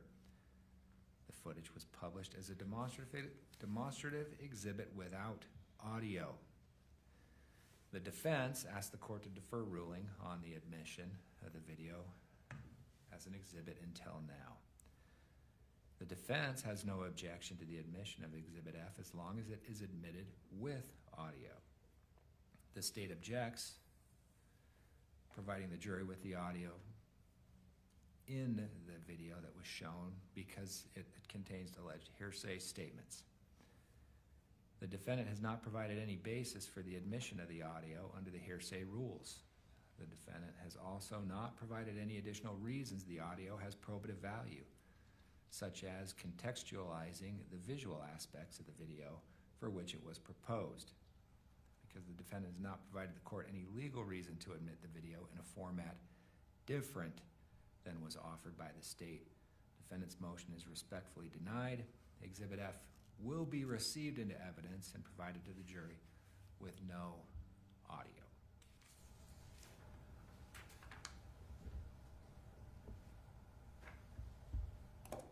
All right. The evidentiary portion of the trial is finished. I believe, well, counsel, please approach.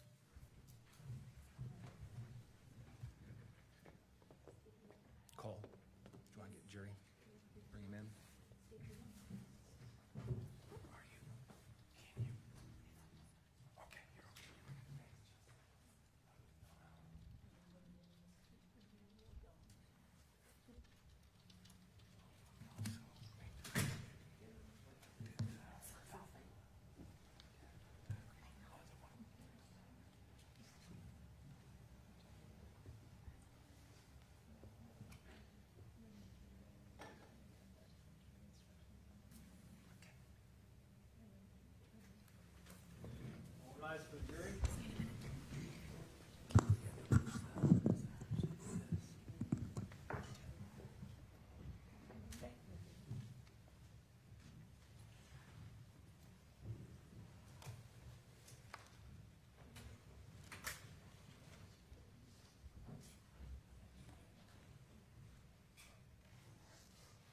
Please be seated.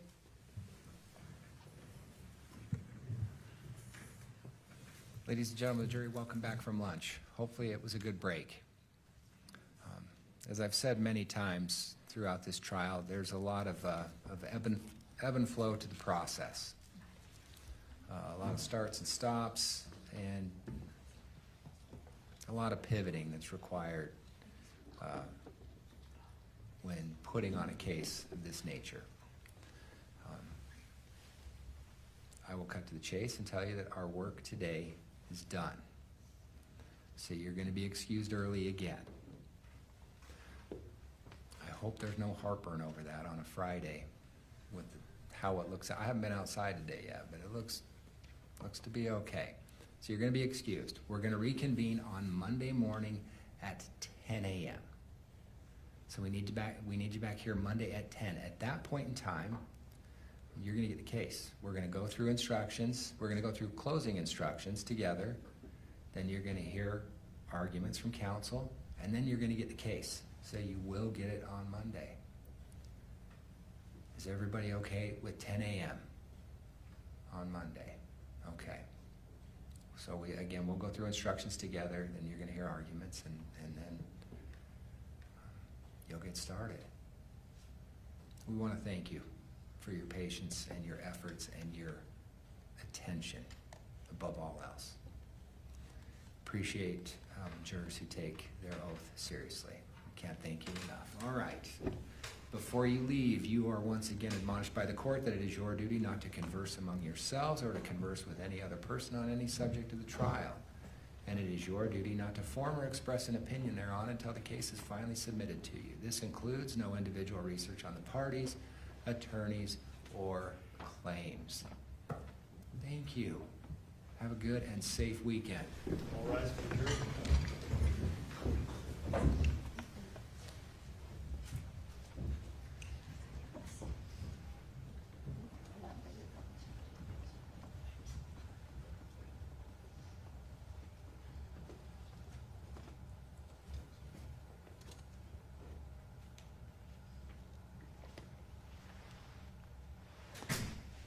Please be seated. Council, I believe the plan is we're going to meet at 8:30 Monday morning. You guys are going to work diligently on instructions, and we're going to talk about any instructions that aren't stipulated to on Monday, and then any other issues we need to deal with, including the special verdict form. Anything else we need to cover? I don't think right now. No, thank you, Your Honor. All right, thank you all for your efforts so far. Everybody stay safe. We'll be in recess.